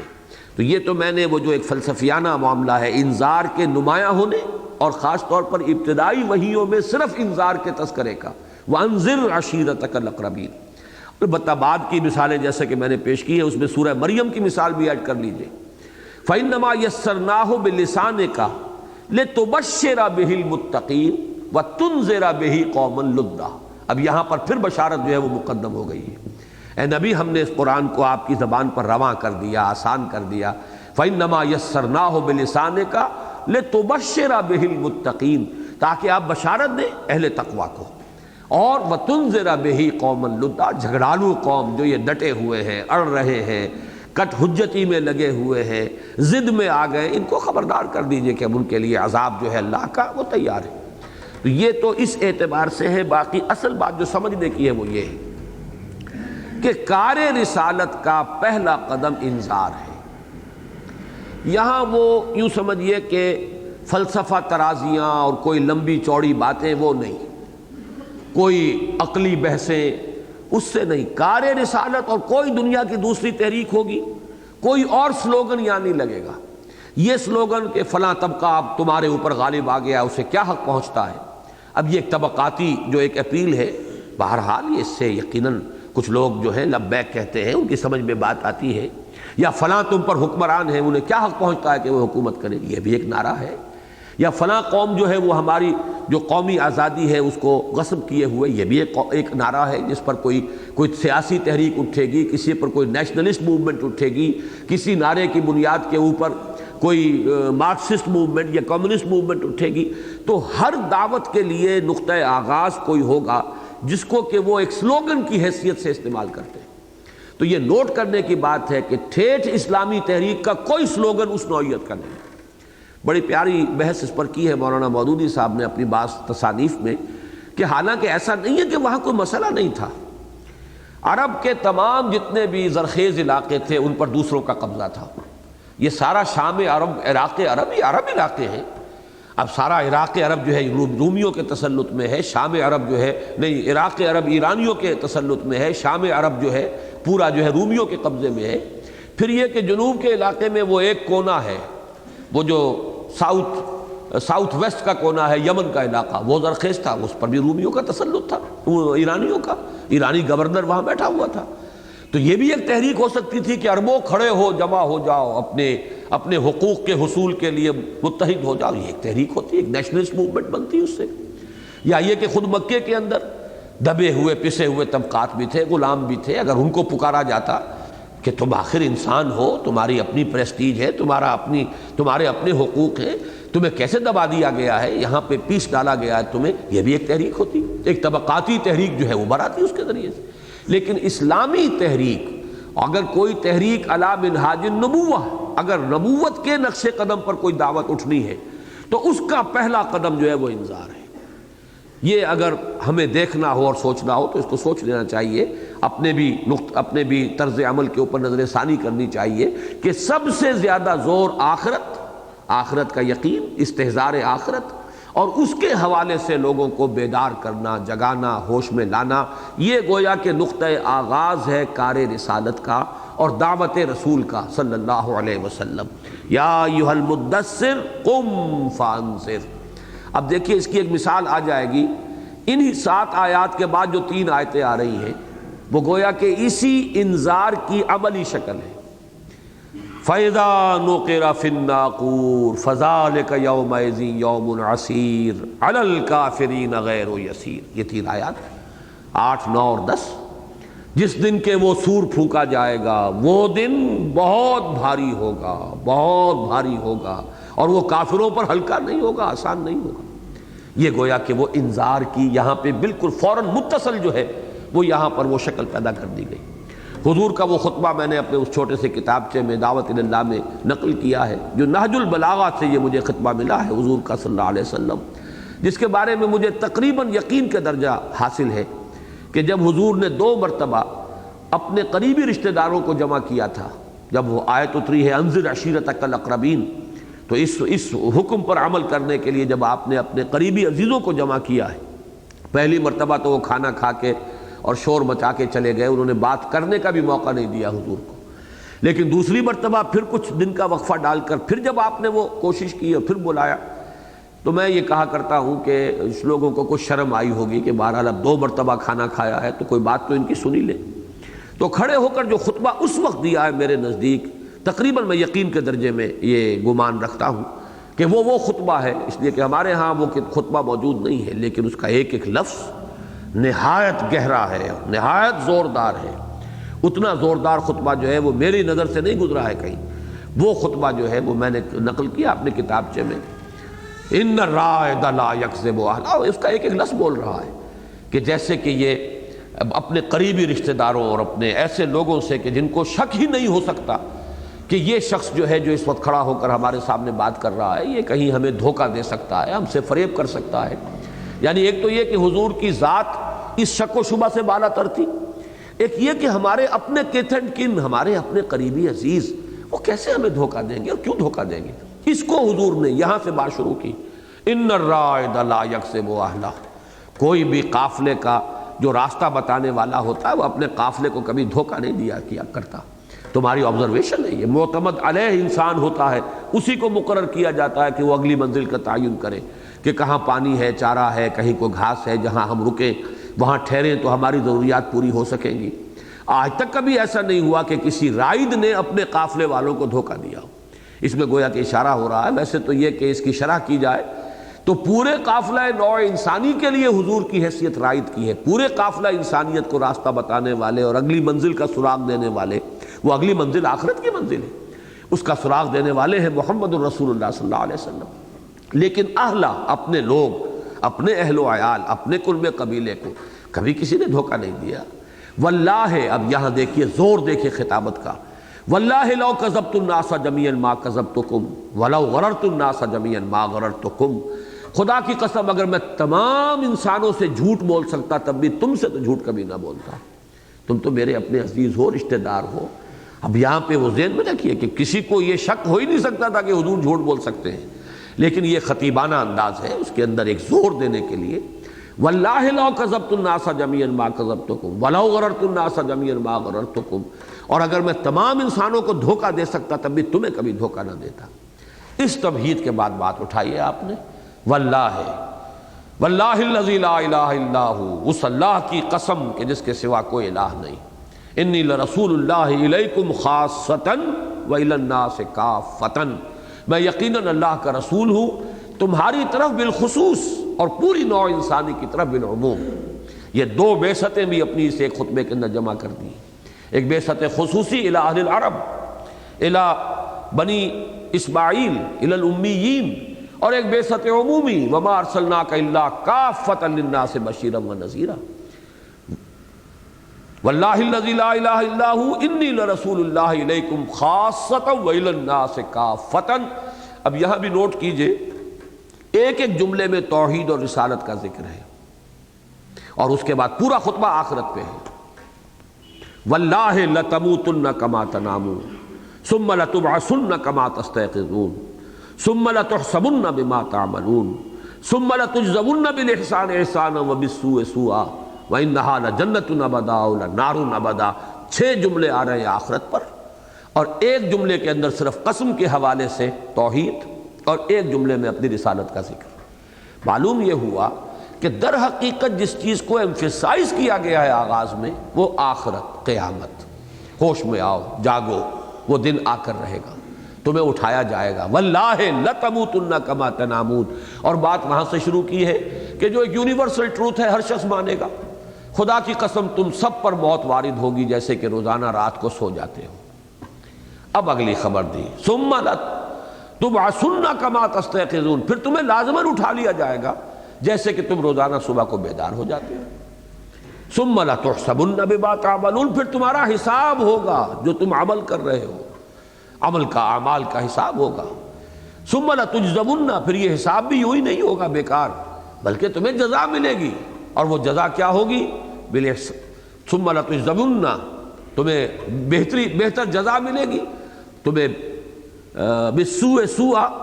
اگر بھلائی کی ہے، نیکی کی ہے تو اچھی جزا ملے گی، اور اگر برائی کی ہے تو برا بدلہ ملے گا۔ وَإِنَّهَا لَجَنَّةٌ أَبَدًا أَوْ لَنَارٌ أَبَدًا، یا پھر وہ جنت ہے ہمیشہ ہمیش کے لیے، اور یہ آگ ہے ہمیشہ ہمیش کے لیے۔ یہ ہے انذار۔ یا ایھا المدثر قم فانذر۔ البتہ ایک بات نوٹ کر لیں یہاں، طبعاً اسی کے تابع اصل انذار تو اس کا ہوتا ہے، لیکن پھر یہ کہ ایک انذار کا اضافہ ہو جاتا ہے۔ اصل انذار ہے آخرت کا، انذار آخرہ، لیکن ایک دوسرا انذار ہوتا ہے کہ رسول ہوں میں، جب رسالت پر زیادہ زور دیا جاتا ہے آگے چل کر۔ مکی صورتوں جو طویل صورتیں ہیں، جو پہلے دو گروپ ہیں، ان کے بارے میں جو حضرات شروع سے شریک ہیں ان کے علم میں ہے کہ میں نے ان کے بارے میں بارہا بتایا کہ ان میں زیادہ زور رسالت پر ہے۔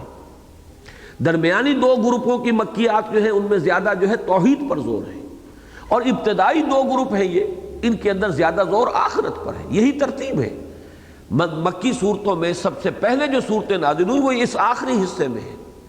اس سے ذرا پیچھے ہٹیں گے، درمیانی حصے میں وہ صورتیں ہیں کہ جو مکے کے درمیانی دور میں نازل ہوئی ہیں۔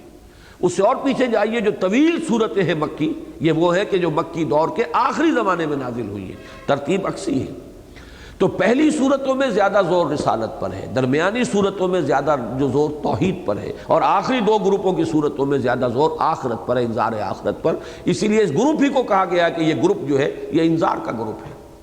اس اعتبار سے جب آیا ہے رسالت پر زیادہ زور، تو اب وہ دوسرا انذار بھی شروع ہو گیا کہ اگر تم نہیں مانو گے تو ہلاک کر دیے جاؤ، جیسے کہ حضرت نوح علیہ السلام کی قوم ہلاک کر دی گئی، اس لیے کہ پھر ان کے ساتھ رعایت نہیں ہوتی۔ جب رسول آ جاتے تھے جب رسول علیہ الصلوۃ والسلام، تو پھر چونکہ وہ حق یوں سمجھیے بالکل مبرہن ہو کر سامنے آ جاتا تھا، کوئی اشتباہ نہیں رہتا تھا۔ ان کی اپنی سیرت و کردار ہر شک و شبے سے بالا تر، ان کے بارے میں کوئی غلط موٹیو جو ہے اس کا کوئی ذہن کے اندر شائبہ نہیں آتا کہ ان کے اندر کوئی غلط جو ہے کسی نیت کے تحت یہ کام کر رہے ہیں۔ گویا کہ اس اعتبار سے وہ خود ایک برہان ہوتے تھے، وہ خود بینہ ہے۔ رسول من اللہ یتلو صحفا مطہرۃ، یہ بینہ جو ہے رسول اور کتاب دونوں سے مل کر بنتی ہے۔ اور پھر ان کے سامنے جب حق کو واضح کر دیا جائے، اب اس کے بعد وہ کسی رعایت کے مستحق نہیں ہوتے تھے، اور پوری قومیں ہلاک کر دی گئی۔ قوم نوح، قوم ہود، قوم سمود، اور قوم لوط، اور قوم شعیب، آل فرعون ہلاک کر دیے گئے۔ تو یہ دوسرا انذار ہوتا ہے دنیا میں عذاب استیصال کا، کہ اگر تم قبول نہیں کرو گے، اگر لبیک نہیں کہو گے، اگر دعوت جو ہے اس دعوت حق کو رد کر دو گے، تو دنیا میں بھی تمہیں ختم کر دیا جائے گا، عذاب ہلاکت تم پر آئے گا۔ لیکن یہ در حقیقت بعد کے مرحلے کی بات ہے۔ شروع میں جو انذار ہے جس کا کہ آج ہم یہاں ذکر پڑھ رہے ہیں، یہ ہے انذار آخرہ۔ یا ایھا المدثر قم فانذر، اے لحاف میں لپٹنے والے یا کپڑے میں لپٹنے والے صلی اللہ علیہ وسلم، کھڑے ہو جاؤ، خبردار کرو، جگاؤ، نیند کے ماتوں کو بیدار کرو۔ یہ جو مدہوش ہیں انہیں فکر ہی نہیں ہے، ان کو ان کی منزل کی خبر دو کہ ان کی آخری منزل کون سی ہے، اصل زندگی کون سی ہے۔ اب تیسری آیت پر توجہ کیجئے، وَرَبَّكَ فَكَبِّرْ، اور اپنے رب کی تکبیر کرو، اپنے رب کی تکبیر یا بڑائی کرو۔ میں نے یہاں پہ کرو کا لفظ استعمال کیا، اور بہت سے تراجم کے اندر میں نے دیکھا الحمدللہ یہ لفظ استعمال کیا گیا ہے، اس لیے کہ اس میں بھی بڑی ہی کوتاہی ہوئی ہے اس لفظ کے صحیح مفہوم کو ادا کرنے میں، اور اس کا ایک تاریخی پس منظر میں وہ بھی بتا دوں گا کہ تکبیر کا ذہن میں تصور جو آتا ہے، اور عام طور پر جو اس کے لیے جو میں نے تفاسیر کے اندر دیکھا ہے کہ اس کے تابع وہ اس کے اندر صرف وہی پہلو سامنے نمایاں ہو کر رہ جاتا ہے جس کو میں ابھی یہ واضح کروں گا کہ وہ 3 مرحلے ہیں تکبیر کے، جن میں سے صرف پہلے یا دوسرے مرحلے تک بات آ کے ختم ہو جاتی ہے، اور تیسرا مرحلہ ذہنوں سے نکلا ہوا ہے۔ وہ تیسرا مرحلہ ہے جو آج مجھے آپ کے سامنے رکھنا ہے تفصیل سے، لیکن یہاں یہ سمجھیے کہ تکبیر کے لفظی معنی کیا ہے۔ یہ باب تفعیل کا مصدر ہے، اس کے مصدر پر جو اس وزن پر جو الفاظ آتے ہیں ان کے حوالے سے آپ اس لفظ کو سمجھ سکیں گے۔ تکبیر کے معنی ہے کسی شے کو بڑا کرنا یا بڑا بنانا۔ اس کے بالکل برعکس ہے وہ جو عربی کا مقولہ ہے تعرف الاشیاء باسدادھا، جو مخالف کی چیز ہوتی ہے اس کو اگر سمجھ لے آدمی تو پھر وہ اصل شے جو ہے وہ بھی سمجھ میں آ جاتی ہے۔ تو اس کی ضد ہے تصغیر، اور یہ تصغیر جس نے اردو گرامر بھی پڑھی ہے وہ بھی اس لفظ سے واقف ہے۔ اس میں تصغیر کے معنی کسی چیز کو چھوٹا کرنا یا چھوٹا بنانا۔ کتاب سے کتابچہ، یہ کتابچہ جو بن گیا ہے یہ گویا کہ تصغیر ہے۔ کتابچہ، پیمفلیٹ، چھوٹی سی کتاب، وہ کتابچہ، یہ اس میں تصغیر ہے۔ تو تصغیر کے معنی چھوٹا کرنا، چھوٹا بنانا۔ تکبیر کے معنی بڑا کرنا، بڑا بنانا۔ تسہیل، مثلا تسہیل الاملا، یہ اگر بچپن میں وہ لکھنا شروع کیا تھا، وہ ایک سلپ کی شکل میں کاپی ہوتی تھی، اس کے اوپر قلم پھیر رہے ہیں، تسہیل الاملا، آسان بنانا، آسان کرنا۔ تسہیل کہتے ہیں آسان کرنا، آسان بنانا۔ پھر باب تفعیل کا ایک خاصہ ہے، اس کو ذہن میں رکھیے کہ یہ کام ہوتا ہے تدریجاً، تھوڑا تھوڑا کر کے، ایک دم نہیں ہو جاتا۔ اس کے لیے پہم، مسلسل، درجہ بدرجہ کوشش، محنت جو ہے وہ لازم ہوتی ہے، جس کو کہ بارہا میں نے بیان کیا ہے کہ ایک ہے انزال، ایک ہے تنزیل۔ انزال کے معنی دفعتاً کسی شے کو اتار دینا، تنزیل تھوڑا تھوڑا کر کے اتارنا۔ چنانچہ وہ آیہ مبارکہ جو سورہ نساء میں ہے، بہت اہم آیات میں سے قرآن مجید کی، جس سے واضح ہو جاتا ہے کہ ایمان کے 2 درجے ہیں بالکل علیحدہ علیحدہ۔ یا ایھا الذین آمنوا آمنوا باللہ ورسولہ والکتاب الذی نزل علی رسولہ والکتاب الذی انزل من قبل۔ ایک ہی آیت میں یہ دونوں الفاظ آ گئے۔ اہل ایمان لاؤ اللہ پر اور اس کے رسول پر صلی اللہ علیہ وسلم، اور اس کتاب پر بھی جو اس نے اپنے رسول پر نازل فرمائی ہے بصورت تنزیل، اور اس کتاب پر بھی جو اس نے پہلے نازل کی تھی بصورت انزال۔ تورات چونکہ دفعتاً حضرت موسیٰ علیہ السلام کو دے دی گئی، تو الواح پر لکھی ہوئی تھی، کوہ طور پر وہ الواح آپ کے حوالے کر دی گئی، پوری کی پوری کتاب گویا کہ آپ کو مل گئی، لہذا وہاں انزال ہے، ایک دم اتار دیا گیا۔ اور حضور صلی اللہ علیہ وسلم کو قرآن مجید 23 برس میں یا 22 برس میں، اگر آپ قمری حساب کریں گے تو وہ 23 بن جائیں گے، ورنہ یہ کہ 22 برس لگ بھگ ہے۔ 610 میں وہی شروع ہوئی ہے، 632 میں حضور کا انتقال ہو گیا، تو 22 برس میں رفتہ رفتہ، درجہ بدرجہ، تدریجاً، تھوڑا تھوڑا کر کے، نجمن قرآن مجید نازل ہوا، یہ تنزیل ہے۔ اسی طریقے سے اعلام اور تعلیم، اعلام کسی کو کوئی بات بتا دینا، خبردار کر دینا، بس یہ بات ہے۔ اس کے بعد اس نے سمجھا نہیں سمجھا اس سے آپ کو غرض نہیں، لیکن یہ کہ تعلیم کسے کہتے ہیں؟ کسی کو اچھی طرح بات سمجھانا، اس کے دماغ میں اتارنا، جائزہ لینا سمجھا کہ نہیں سمجھا ہے، پچھلا سبق سننا اور پھر آگے سبق دینا، درجہ بدرجہ، یہ تعلیم ہے۔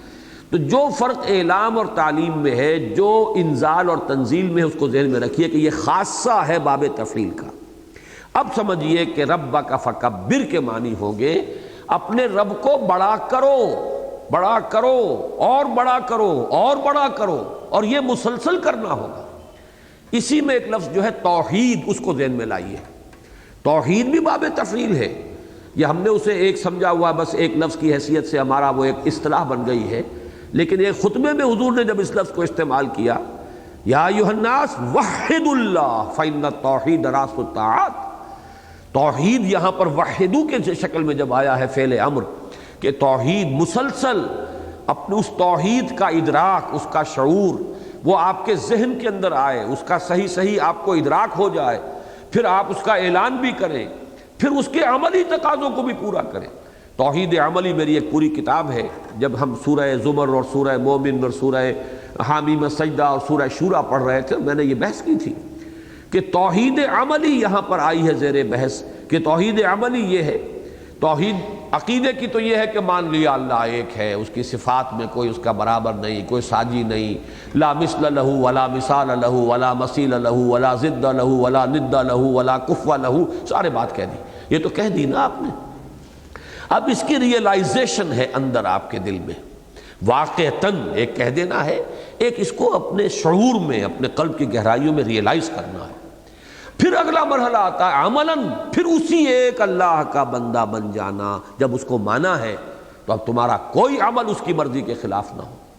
تمہارے اعضاء و جوارح میں کوئی حرکت جو ہے پیدا نہ ہو اس کی منشا کے خلاف، تمہارا قدم نہ اٹھے اس راستے پر چلنے کے لیے کہ جس راستے پر چلنے سے اس نے روک دیا ہو، تمہاری زبان نہ کھلے وہ لفظ نکالنے کے لیے کہ جس کا نکلنا اس کو پسند نہ۔ یہ توحید عملی ہوئی، عبادت، بندگی، ایک ہی رب کی اطاعت اور بندگی میں اپنے پورے وجود کو، اپنی پوری شخصیت کو دے دینا۔ اور اسی کی پھر آخری منزل ہے، وہ ہے کہ ایک ہی رب کا نظام قائم ہو جائے۔ یہ اجتماعی سطح پر توحید عملی ہوگی، جو اس 20ویں صدی میں اللہ تعالیٰ نے پاکستان کو یہ توفیق دی تھی، اگرچہ ابھی تک اس کا کوئی نتیجہ برآمد نہیں ہوا ہے، ہو سکتا ہے کہ دیر میں کوئی بات اچھی نکلی آئے، ہمیں امید رکھنی چاہیے۔ حالات تو اگرچہ دن بدن زیادہ ناگفتبے اور زیادہ خراب ہو رہے ہیں، لیکن یہ کہ پیوستہ رہ شجر سے امیدیں باہر رکھ۔ لیکن یہ کہ جب ہمارے ہاں قرارداد مقاصد پاس ہوئی تھی تو واقعہ یہ ہے کہ 20ویں صدی میں یہ معجزے سے کم بات نہیں تھی کہ اس 20ویں صدی کے وسط میں ایک قوم نے یہ اقرار کیا کہ ہمارا معبود اور ہمارا حاکم اللہ ہے، حاکمیت اللہ کی، ہمیں جو بھی اختیار حاصل ہے وہ ہمارا ذاتی نہیں ہے، ڈیلیگیٹڈ اتھارٹی ہے، اللہ کی طرف سے دی ہوئی ہے، اور ہم اسے اللہ کی معین کردہ حدود کے اندر استعمال کریں گے۔ یہ ایک بہت بڑی بات تھی۔ یہ اگر اس کو عملاً اس کا تقاضا پورا کر دیا جائے کہ پورا اجتماعی نظام واقعتاً اللہ کے دین کے تابع ہو جائے، یہ توحید عملی ہوگی۔ اب اسی پر قیاس کیجئے تکبیر کے بھی 3 مرحلے ہوں گے۔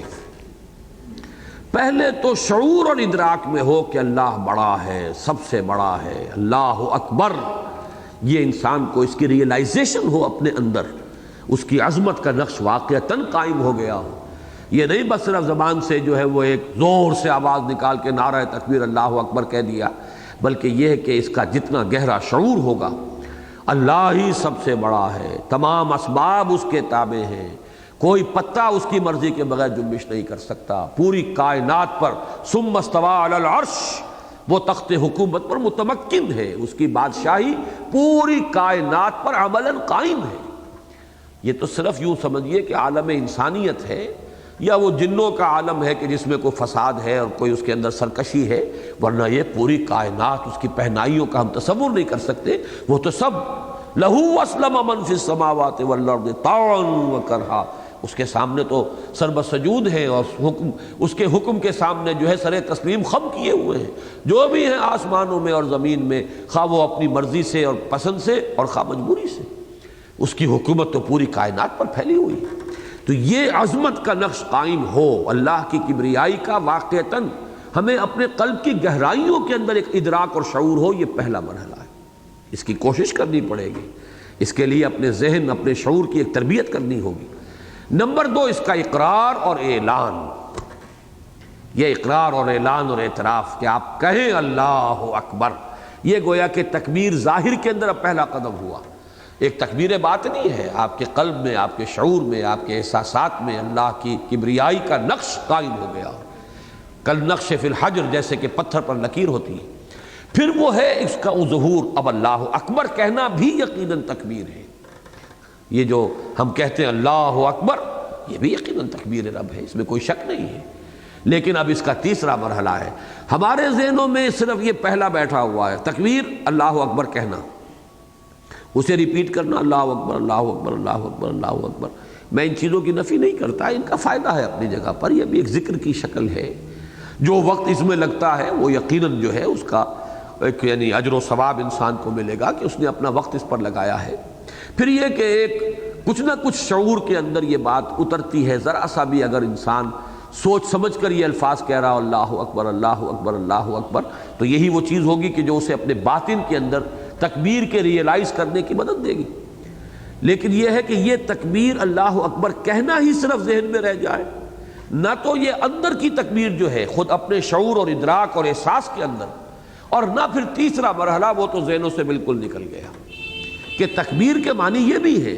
جس کو کہ بعد میں کہا گیا اللہ کے دین کو قائم کرو، اللہ کے دین کو غالب کرو، لِتَكُونَ کلمۃ اللہ العلیٰ، وہ صورت پیدا کرو کہ اللہ کا کلمہ سب سے بلند ہو جائے، اللہ کے حکم کے سامنے کسی کی گردن اکڑی نہ رہ جائے، اللہ کی مرضی کے سامنے کوئی اور اپنی مرضی چلانے والا نہ رہے۔ اگر یہ نہیں ہے تو پھر تکبیر عملاً تو نہیں ہو رہی، یہ تکبیر تو صرف قولی تکبیر ہے، یہ تکبیر صرف عقیدے کی تکبیر ہے، عمل میں حقیقت میں واقعات کی دنیا میں تو کسی اور کا سکہ چل رہا ہے، کسی اور کی مرضی کے اوپر نظام چل رہا ہے۔ یا تو لوگوں نے کہا ہے کہ ہم خود اپنے معاملات کے مالک ہیں اور ہم جو چاہیں گے قانون بنائیں گے، لیجسلیٹو اتھارٹی ہمارے ہاتھ میں ہے، ساورنٹی ہماری ہے، تو گویا کہ اللہ کے مد مقابل جو ہے وہ لوگ کھڑے ہو گئے ہیں۔ یہ فساد ہے، یہ بغاوت ہے۔ یا فرض کیجئے کوئی فرد واحد ہے، وہ بیٹھا ہوا ہے، وہ کوسے لمن الملک بجا رہا ہے کہ میرے ہاتھ میں اختیار ہے، میں جو چاہوں فیصلہ کروں، الیس لی ملک مصر وہذہ الانہار تجری من تحتی، جیسے فرعون نے کہا تھا کیا میرا نہیں ہے، یہ جو بادشاہی ہے مصر کی وہ میرے ہاتھ میں نہیں ہے، کیا یہ سارا آبپاشی کا نظام میرے کنٹرول میں نہیں ہے، جس کو چاہوں پانی دوں، جس کو چاہوں نہ دوں، یہ سارا اختیار میرے ہاتھ میں، لہذا میرا حکم چلے گا۔ تو یہ ایک فرد کی حاکمیت سے لے کر اور جمہور کی حاکمیت تک یہ سب در حقیقت اللہ کے ند، اللہ کے ضد، اللہ کے مد مقابل، اللہ کو چیلنج کرنے والے بن کر کھڑے ہو جاتے ہیں۔ اور اگر بالفعل انہی کا سکہ رواں ہے تو اللہ بڑا کہاں ہے؟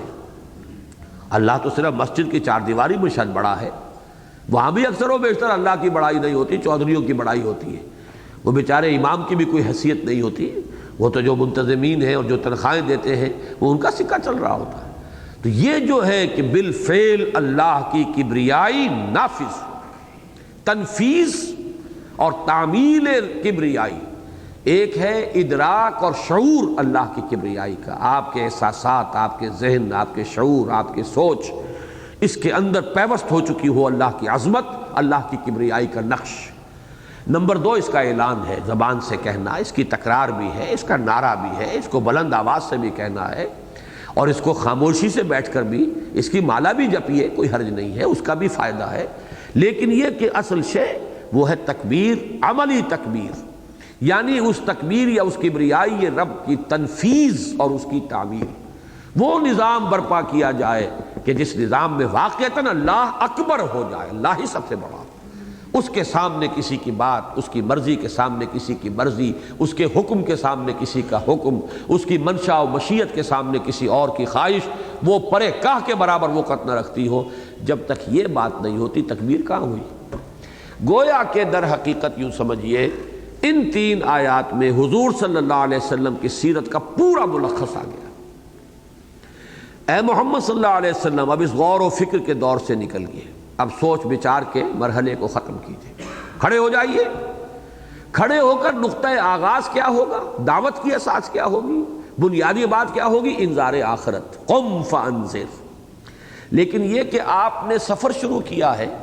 سفر میں پہلا قدم رکھ دیا ہے، یہ بھی معلوم ہونا چاہیے ہدف کیا ہے، جانا کہاں ہے، منزل کیا ہے۔ ایک تو وہ منزل آخرت ہے، ایک یہ کہ اس دنیا میں آپ کا مشن کیا ہے، آپ کا فرض منصبی کیا ہے، آپ کو کہاں تک جانا ہے۔ یہی وجہ ہے کہ میں نے مولانا امین احسن اصلاحی صاحب اور مولانا حمید الدین فراہی رحمہ اللہ کی اس رائے کے ساتھ، میری رائے پہلے سے بھی تھی اور اب ان حضرات کی رائے بھی علم میں آئی ہے تو میں نے اس کا بھی حوالہ دیا ہے کہ مجھے اس سے پورا اتفاق ہے کہ وہ جو سورہ مزمل میں الفاظ آئے تھے انا سنلقی علیک قولا ثقیلا، ان قریب ہم آپ پر اے محمد بہت بھاری بات ڈالنے والے ہیں، اس کا مصداق یہی آیات ہے، اور اس میں اصل مصداق یہ آیت نمبر 3 ہے۔ اس لیے کہ محض زبانی کلامی دعوت جو ہے اس کو بھی لوگ برداشت کر لیتے ہیں، چلیے ٹھیک ہے کہتے رہیں جو کہتے ہیں، اگر انہیں یہ معلوم ہو کہ he doesn't mean it، اگر وہ یہ سمجھے کہ ٹھیک ہے واز کہنے آیا تھا، واز کہہ گیا، ہمیں کچھ کڑوی کسیلی بھی سنا گیا، کوئی بات نہیں، لیکن اگر یہ معلوم ہو کہ نہیں، وہ ڈنکے کی چوٹ کھڑا ہو جائے کہ اب جو میں نے بات کہی ہے I mean it، میں اسے نافذ کرواؤں گا، میں عدل اور انصاف کا علم بردار بن کر آیا ہوں، مجھے حکم ہوا ہے، جیسے سورہ شورى میں آیا امرت لأعدل بینکم، کہہ دیجئے کہ میں صرف واعظ بن کر نہیں آیا، مجھے حکم ہوا تمہارے مابین عدل قائم کرو۔ یہ ہے اصل میں انما السبیل علی الذین یظلمون الناس ویبغون فی الارض بغیر الحق اولئک لهم عذاب علیم. اصل میں تو ان لوگوں کو ہے ملامت ساری ان کے لیے ہے جو لوگوں کے حقوق غصب کرتے ہیں، لوگوں پر ظلم کرتے ہیں، ناانصافیاں کرتے ہیں اور خود زمین کے اندر سرکشی اختیار کرتے ہیں ناحق. حق تو صرف اللہ کا ہے، کبریائی صرف اس کے لیے ہے، حاکمیت صرف اس کے لیے ہے، سروری زیبا فقط اس ذات بے ہمتا کو ہے، حکمراں ہے ایک وہی باقی بتان آذری. جو بھی مد مقابل بن کر آیا وہ گویا کہ اللہ کو چیلنج کر رہا ہے، وہ گویا کہ اللہ کی حاکمیت کی نفی کر رہا ہے. لہٰذا اب اس کے لیے رسول کو کھڑا کیا گیا ہے. تمہیں ان سب سے اب پنجہ آزمائی کرنی ہوگی. ان سب کی اس کبریائی کا جتنا بھی انہوں نے اپنے لوگوں کی گردنوں کے اوپر اپنی خدائیوں کے جوئے رکھے ہوئے ہیں، ان سب سے نوع انسانی کو آزاد کرانا ہے اور اللہ کی بندگی پر لانا ہے. توحید رب عملی اعتبار سے بلند ترین اجتماعی سطح پر بھی نافذ کرنا، یہ آپ کا فرض منصبی ہے. اس سے وہ مشن معین ہوا اور وہ اصول دیکھیے. میں نے کئی مرتبہ عرض کیا ہے قرآن مجید کا ایک خاص اسلوب ہے جس کو کہ سورہ ہود کے شروع میں قرآن نے خود بیان کیا ہے. کتاب احکمت آیاتہ ثم فصلت من لدن حکیم خبیر. یہ کتاب ایک ایسی کتاب ہے جس کی آیات پہلے بڑی محکم کی گئی، بہت محکم، بہت پختہ، جیسے ٹھوک ٹھوک کر کسی شے کو بہت ہی گاڑھا بنا دیا گیا ہو، بہت ہی مضبوط. ثم فصلت من لدن حکیم خبیر، پھر ان کی تفصیل ہوئی ہے اسی ہستی کی طرف سے جو حکیم اور خبیر ہے. اس کی تحکیم بھی اور احکام بھی ہوا اسی کی طرف سے، اسے خوب مضبوط اور پختہ کیا گیا اور پھر تفصیل بھی اسی کی جانب سے ہوئی. تو شروع میں یہ ایک ایک لفظ کے اندر جو ہے وہ گویا کہ یوں سمجھیے کہ جس کو ہم محاورے میں کہتے ہیں کہ دریا کو کوزے میں بند کیا گیا. ایک ایک لفظ کے اندر وہ حقائق ہیں، وہ معارف ہے. یہی چیزیں ہیں جو بعد میں جا کر کھلی ہیں، یہی چیزیں جو بعد میں ان اصطلاحات کے حوالے سے آئی، ان نقیم الدین، دین کو قائم کرو. یہی چیزیں جو 3 مرتبہ پھر مکی صورتوں میں، مدنی صورتوں میں آئی، هو الذی ارسل رسولہ بالہدی ودین الحق لیظہرہ علی الدین کلہ ولو کرہ المشرکون یا وکفی باللہ شہیدا. 2 جگہ پر سورہ توبہ میں اور سورہ صف میں ولو کرہ المشرکون پر آیت ختم ہوئی اور ایک مرتبہ جو ہے سورہ فتح پہ وہ آئی ہے وکفی باللہ شہیدا. لیکن هو الذی ارسل رسولہ بالہدی ودین الحق لیظہرہ علی الدین کلہ، یہاں ہوا سے لے کر کلہ تک ایک شوشے کا فرق نہیں. یہ ہے در حقیقت ہدف بتا دیا گیا، جانا کہاں ہے، یہ ہے آخری منزل، آپ کی جد و جہد. اصل بوجھل کام یہی ہے، اصل ثقیل کام یہی ہے. جھوٹے خداؤں کی خدائی کا انکار کرنا، جنہوں نے اپنی جو ہے محکومی کے جوئے رکھے ہوئے ہیں لوگوں کی گردنوں پر، ان کو ان کے اس سے نجات دلانا نوع انسانی کو. جیسے کہ بعد میں وہ سعد بن ابی وقاص یا ان کے کسی ایلچی کا وہ جملہ تاریخ کے اندر آیا کہ ہمیں تو بھیجا گیا ہے، انا قد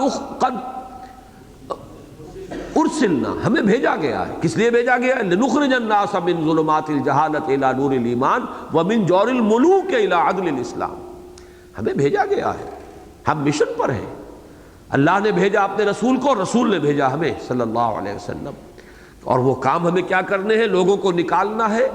گمراہی کے اندھیروں سے اور نور کی طرف، ہدایت اور ایمان اور معرفت کی روشنی کی طرف، اور بادشاہوں کے ظلم و ستم سے نکال کر، نجات دلا کر عدل الاسلام، اسلام کے عدل اور انصاف کے نظام سے روشناس کرنا ہے. یہ ہمارا مشن ہے. تو گویا کہ قم فانذر میں حضور کے مشن، جو آپ کا نبوت کا جو اور رسالت کا جو بھی مشن ہے، اس کا نقطہ آغاز معین ہوا ہے، اور وَرَبَّكَ فَكَبِّرْ میں اس کی منزل، آپ کی جد و جہد کا ہدف کیا ہے. اب ان دونوں چیزوں کے بارے میں اصول تھوڑی سی بات عرض کر دوں کہ اس سے قطع نظر آپ عام دنیاوی اعتبار سے بھی اسے جنرلائز کر کے بھی سمجھ لیجئے. ہر تحریک کا معاملہ جو ہے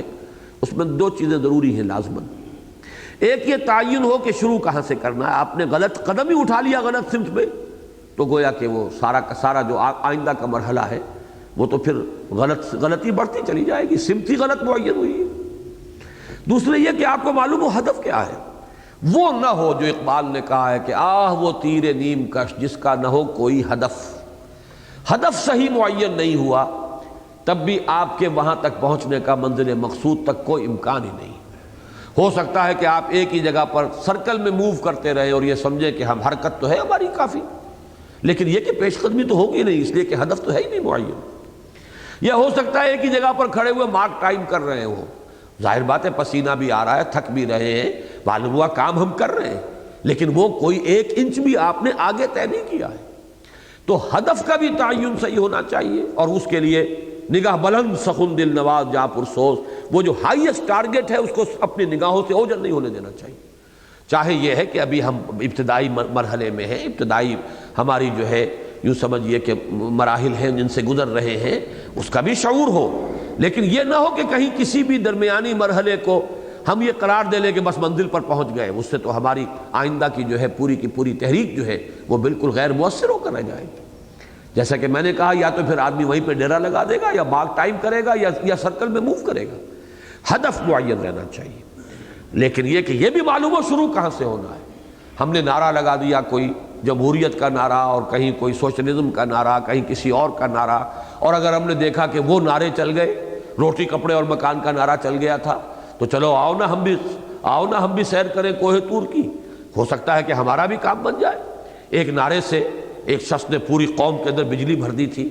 تو ہم بھی کوئی نعرہ، اور وہی نعرہ شاید استعمال کر لیں، یا کوئی اور نعرہ۔ کوئی نعرہ جو ہے جذباتی نعرہ سوائے اس انذار آخرت کے، وہ دعوت جو ہے اگر کسی اور نعرے کو اختیار کیا گیا تو وہ دعوت علی منہاج النبوہ نہیں ہوگا، بلکہ اصل شے یہی ہے کہ آخرت کا یقین، گویا کہ ایمان کی جد و جہد، اسی سے پھر وہ ہدف معین ہوگا، آخرت کی باز پرس کا احساس ہوگا۔ اور خاص طور پر مسلمانوں میں ایک اور کام کرنا بہت ضروری ہے، وہ میں نے کئی مرتبہ بیان کیا ہے کہ آخرت کے انکار کی کئی شکلیں ہیں۔ آخرت کا انکار ایک تو یہ کہ کوئی آخرت واخرت نہیں، وما ہی الا حیاتنا الدنیا نموت ونحیا وما یہلکنا الا الدہر، کوئی آخرت نہیں، دوبارہ پیدا ہونا ممکن ہی نہیں، مٹی ہو کر مٹی میں مل جائیں گے، بس دیٹس دی اینڈ۔ ایک تو یہ ہے، یہ بھی موجود تھے، ایسے لوگ موجود تھے جن کا قول قرآن مجید میں ایک سے زائد جگہ پر آیا، کوئی نہیں ہے بعد بعد الموت۔ ایک یہ ہے کہ بعد بعد الموت تو ہے، لیکن ہمارے کچھ سفارشی بیٹھے ہوئے جو ہمیں بچا لیں گے۔ معلوم ہوا کہ اب وہ جو اس آخرت کے عقیدے کا آپ کے عمل پر اثر ہو سکتا تھا وہ ختم۔ اس سے بھی کئی اور سٹل انداز ہیں۔ بعض لوگوں نے اپنی دنیا کے اندر جو اللہ نے انہیں کوئی دولت دی یا حیثیت دی، وجاہت دی، اسی کو دلیل بنا لیا کہ ہم اللہ کے لاڈلے پیارے ہیں، لہٰذا ہم سے کوئی محاسبہ وغیرہ نہیں ہوگا تو دوسروں سے ہوگا۔ یا یہ کہ ہم تو فلاں کا دامن پکڑے ہوئے، دامن تھامے ہوئے، ہم تو اس کے ساتھ نکل ہی جائیں گے، نحن ابناء اللہ واحباہ، یا دولت و ثروت کی بنا پر،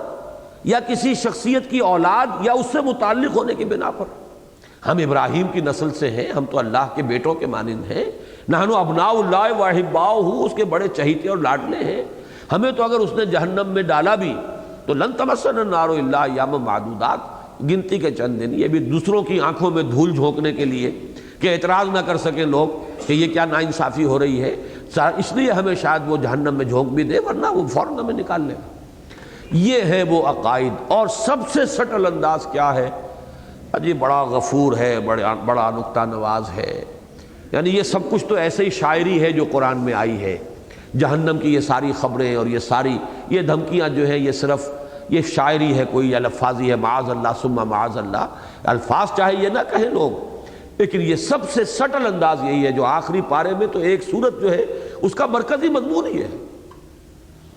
یا ایھا الانسان ما غرک بربک الکریم الذی خلقک فسواک فعدلک فی ای صورۃ ما شاء رکبک کلا بل تکذبون بالدین۔ تم در حقیقت اس پردے میں کہ اللہ بڑا غفور ہے، بڑا رحیم ہے، تم در حقیقت جزا و سزا کا انکار کر رہے ہو۔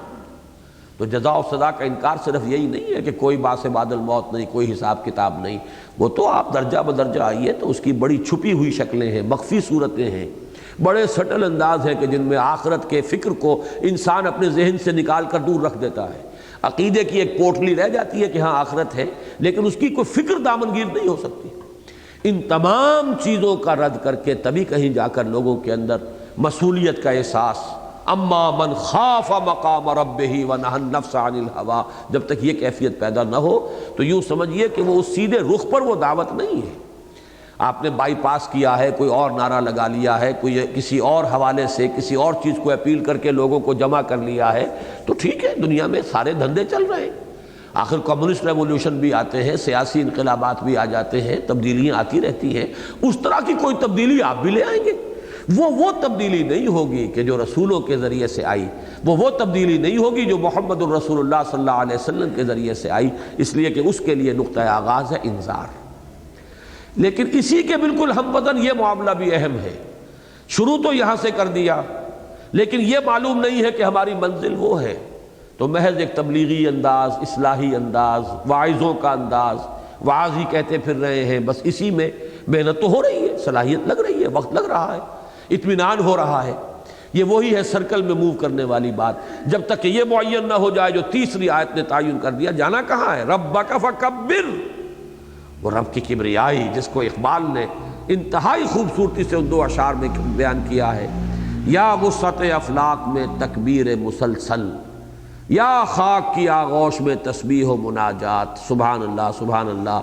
اور اسی میں اللہ اکبر بھی آ جاتا ہے، اللہ اکبر کی بھی تسبیح ہو رہی ہے۔ تو یہ تسبیح و مناجات جو ہے خاک کی آغوش میں، اس کے بارے میں، اور دوسرا ہے جو کنٹراسٹ ہے، یا وسعت افلاق میں تکبیر مسلسل، اللہ اکبر، یہ نعرہ، اور اس نعرے کو شعور کے ساتھ، اس احساس کے ساتھ، اس کا یہ ہدف معین کرتے ہوئے کہ یہ صرف تکبیر قولی نہیں بلکہ تکبیر عملی کرنی ہے، ہمیں اللہ کو واقعتاً بڑا بنانا ہے، بئی معنی کہ اس کی بڑائی نافذ ہو، اس کی بڑائی مانی جائے، اس کی کبریائی ایسرٹ کرے ہر جگہ پر، زندگی کے ہر گوشے میں ہمارے تمام اجتماعی نظام کو اس کے تابع لایا جائے، اس کے لیے جد و جہد ہے۔ اور وہ ظاہر بات ہے کہ پھر جو بڑے ہیں ان بڑوں کی بڑائی کا انکار کریں گے تو اس اللہ کی بڑائی کی تنفیذ ہوگی، اور وہ جو بڑائی جنہوں نے یبغون فی الارض بغیر الحق، جس کا کہ سورہ شورا کے اندر نقشہ کھینچا گیا ہے، وہ کبھی ٹھنڈے پیٹوں تو نہیں لے سکتے اس کو، they can't take it lying down، وہ تو برداشت نہیں کریں گے، ان کے مفادات، ان کی سیادتیں، ان کی چودراہٹیں، ان کی مسندیں، ان کا اقتدار، ان کی قوت، ان کی مراعات جو انہیں ملی ہوئی ہے، ان سب کو چیلنج کرنا پڑے گا، تب جا کر کہیں وَرَبَّكَ فَكَبِّرْ۔ لہذا اصل میں وہ جو اِنَّا سَنُلْقِي عَلَيْكَ قَوْلًا ثَقِيلًا، ہم تو آپ پر ایک بہت بھاری بات ڈالنے والے ہیں ان قریب، در حقیقت اس کا ویسے تو مصداق کہیں گے تو یہ تینوں آیات اس کا مصداق ہے، لیکن میرے نزدیک سب سے بڑھ کر جو مصداق ہے وہ یہ تیسری آیت ہے، وَرَبَّكَ فَكَبِّرْ۔ اس میں در حقیقت وہ ہدف اور یہ کہ الحمدللہ اللہ تعالیٰ نے حضور صلی اللہ علیہ وسلم کے دست مبارک سے اس تکمیلی مرحلے تک بات کو پہنچایا ہے۔ یقیناً اللہ کی مدد بھی شامل حال رہی ہے، لیکن اللہ کی مدد کا اپنا ایک نظام ہے، اپنی اس کی شرائط ہے۔ انسان سب کچھ اپنا لا کے میدان میں ڈال دے تب اللہ کی مدد آتی ہے۔ اپنے آپ کو بچا بچا کر رکھنا، اپنا وقت، اپنی صلاحیتیں، اپنی قوتیں، اپنا پیسہ اور دعا کرنا، تو لاکھ گڑ گڑا لیں آپ، اللہ تعالیٰ کی مدد نہیں آئے گی۔ ان تنصر اللہ ینصرکم،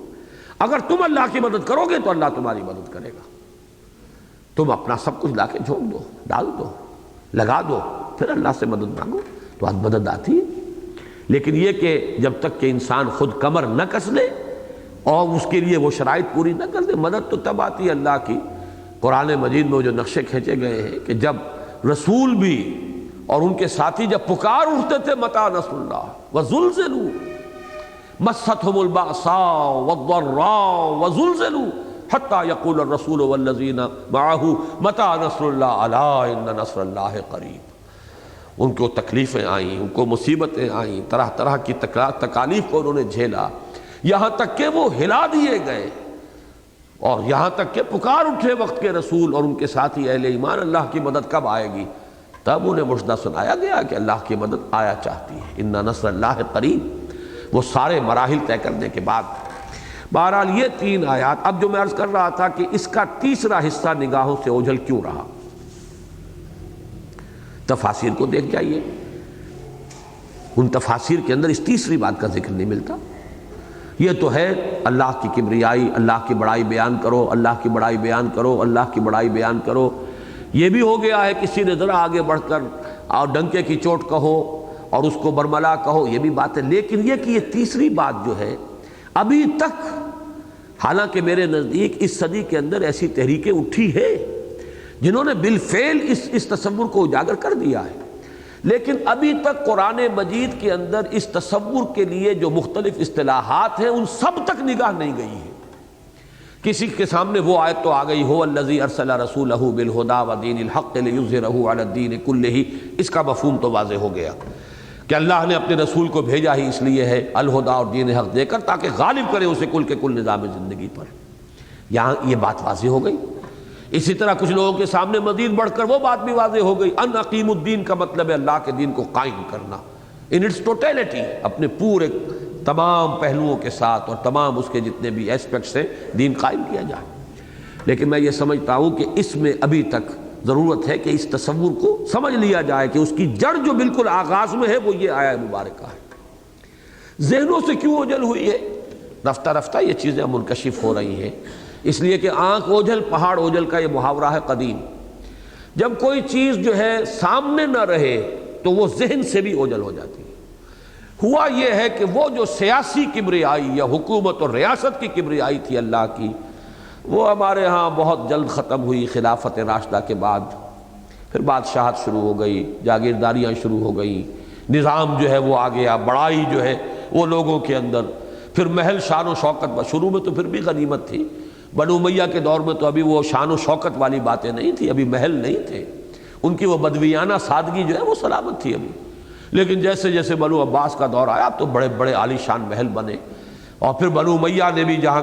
تک ان کی اس شاخ کا تعلق ہے جو اسپین میں گئے، انہوں نے بڑے بڑے محل بنایا، الحمرا بنایا اور یہ بنایا سب کچھ۔ نتیجہ یہ ہوا کہ یہ تصور ذہن سے اوجھل ہو گیا، دوسری بڑائیاں بالفعل سامنے آ گئی، اور ان بڑائیوں نے اگرچہ ابتدا میں کوششیں ہوئی، حضرت حسین رضی اللہ تعالی عنہ، حضرت عبداللہ ابن زبیر رضی اللہ تعالی عنہما، حضرت زید رحمہ اللہ، حضرت نفس زکیہ رحمہ اللہ، انہوں نے کوششیں کی، ناکام ہو گئے۔ لہذا اس کے بعد سے ریکنسائل کر لیا گیا ذہناً کہ اب یہ معاملہ تو جیسے چل رہا ہے، اب تو یہ ہے کہ لوگوں کے اخلاق تو درست کرو، لوگوں کو صحیح دین کی تعلیم تو دے دو، لوگوں کے عقائد صحیح رکھو، لوگوں کے اندر آخرت کی طرف رجحان تو باقی رہے، لوگوں کے دلوں میں اللہ کی محبت تو ہو۔ یہ ساری چیزیں جو ہیں ہمارے جتنے بھی مخلصین تھے، اتقیاء، صلحاء، صوفیاء، اولیاء اللہ، انہوں نے اس چھت کے نیچے نیچے تو سارا کام جاری رکھا ہے، لیکن وہ چھت جو ہے کبریائی کی، وہ جس کو کہ ابن خلدون نے کہا ہے، وہ یا تو کہیں عصبیت قبائلی پر، عصبیت قومی پر، کوئی نہ کوئی عصبیت جو ہے وہ بالا تر رہی ہے، سیاسی قوت کا مظہر کوئی عصبیت، کوئی ٹرائبل یا کوئی اور قومی قسم کی عصبیت جو ہے، نظام سیاسی جو ہے، نظام حکمرانی، وہ اس کے بل پر قائم رہا۔ لہذا یہ چیزیں رفتہ رفتہ ذہن سے اوجھل ہو گئی کہ یہ بھی کبریائی، اللہ کی کبریائی کا جو مقام مقصود ہے، جو ہم سے مطلوب ہے، وہ تو یہ ہے کہ اللہ کی اس کبریائی، اس تکبیر کے لیے تن من دھن لگا دیں۔ ز نوری سجدمی خواہی، ز خاکی بے شداں خواہی۔ اس خاکی انسان سے اللہ تعالیٰ نہ معلوم کیا کچھ چاہتا ہے، گردنیں کٹواؤ میری بادشاہی قائم کرنے کے لیے، اپنے اب تن من دھن لگا دو میری حکومت برقرار رکھنے کے لیے، یا اگر اس کو ہٹا دیا گیا ہے تو اس کو اثر نو استوار کرنے کے لیے۔ اور اس میں وہ حدیث اب سنا کر آج کا جو ہے اپنا بیان ختم کروں گا کہ حضرت ابو ہریرہ فرماتے ہیں، چونکہ انہوں نے جو چند صحابہ جنہوں نے بڑی طویل عمر پائی ہے حضور صلی اللہ علیہ وسلم کے انتقال کے بعد، اب انہوں نے ظاہر بات ہے کہ بنو امیہ کا دور دیکھا ہے، اس میں کچھ آثار شروع ہو چکے تھے، اس حکومت کی نئی بساط اور نیا نقشہ جو ہے شروع ہو چکا تھا، اگرچہ جیسا کہ میں نے عرض کیا بنو امیہ کی حد تک پھر بھی ابھی معاملہ بہت غنیمت تھا، وہ تو بعد میں شہنشاہیت کی اصل بساط جو ہے وہ تو در حقیقت بنو عباس میں بچھی، اور اس لیے کہ ان کی پشت پر اصل قوت تھی ایرانیوں کی، اور ایرانی جو ہے وہ تو شروع سے ان کا مزاج ہے شہنشاہیت والا، ان کا وہ ایک خاص ذہن، ان کا ایک یوں سمجھیے کہ مستقل نسل بعد نسل جو ایک مزاج بن چکا تھا، اس کے اندر تو وہی شہنشاہی کی شان و شوکت۔ لہذا جو بنو عباس کا دور حکومت جو ہے اس میں بہت جلد وہ چیزیں شامل ہو گئی، لیکن ابتدائی جو ہے اس کا ظاہر بات ہے کہ بنو امیہ کے دور میں آ گیا تھا، تو حضرت ابو ہریرہ کی ایک حدیث ہے صحیح بخاری کے اندر، جس میں وہ یہ فرماتے ہیں کہ مجھے اپنے دوست سے صلی اللہ علیہ وسلم، حضور کی طرف اشارہ ہے، علم کے 2 برتن ملے۔ ایک برتن میں سے تو میں لوگوں کو سیراب کر رہا ہوں، پلا رہا ہوں، پہنچا رہا ہوں علم لوگوں تک، ان کی علمی تشنگی جو ہے اس کی سیری کا اور سیرابی کا اہتمام کر رہا ہوں، لیکن دوسرے برتن کا اگر میں منہ بھی کھول دوں تو میری گردن مار دی جائے گی۔ یہ اشارہ کیا، صرف الفاظ نہیں، یہ ہو جائے گا جیسے ہمارے یہاں اشارہ ہوتا ہے پھر یہ ہوگا۔ وہ در حقیقت اس کو بعض لوگوں نے اس حدیث کو بلا کسی، میں سمجھتا ہوں کہ یعنی اساس کوئی بنیاد بنتی نہیں ہے، لیکن اس کو تصوف کی طرف جو ہے وہ پھیر دیا، اور تصوف کی بھی وہ شکل جس میں کہ جیسے منصور نے کہا، حلاج نے، انا الحق، وہ وحدت الوجود، اور وحدت الوجود کی بھی وہ دوسری غلط تعبیر اور اس کا وہ انتہا انا الحق، جس سے پھر ظاہر بات ہے کہ منصور کو پھانسی دی گئی۔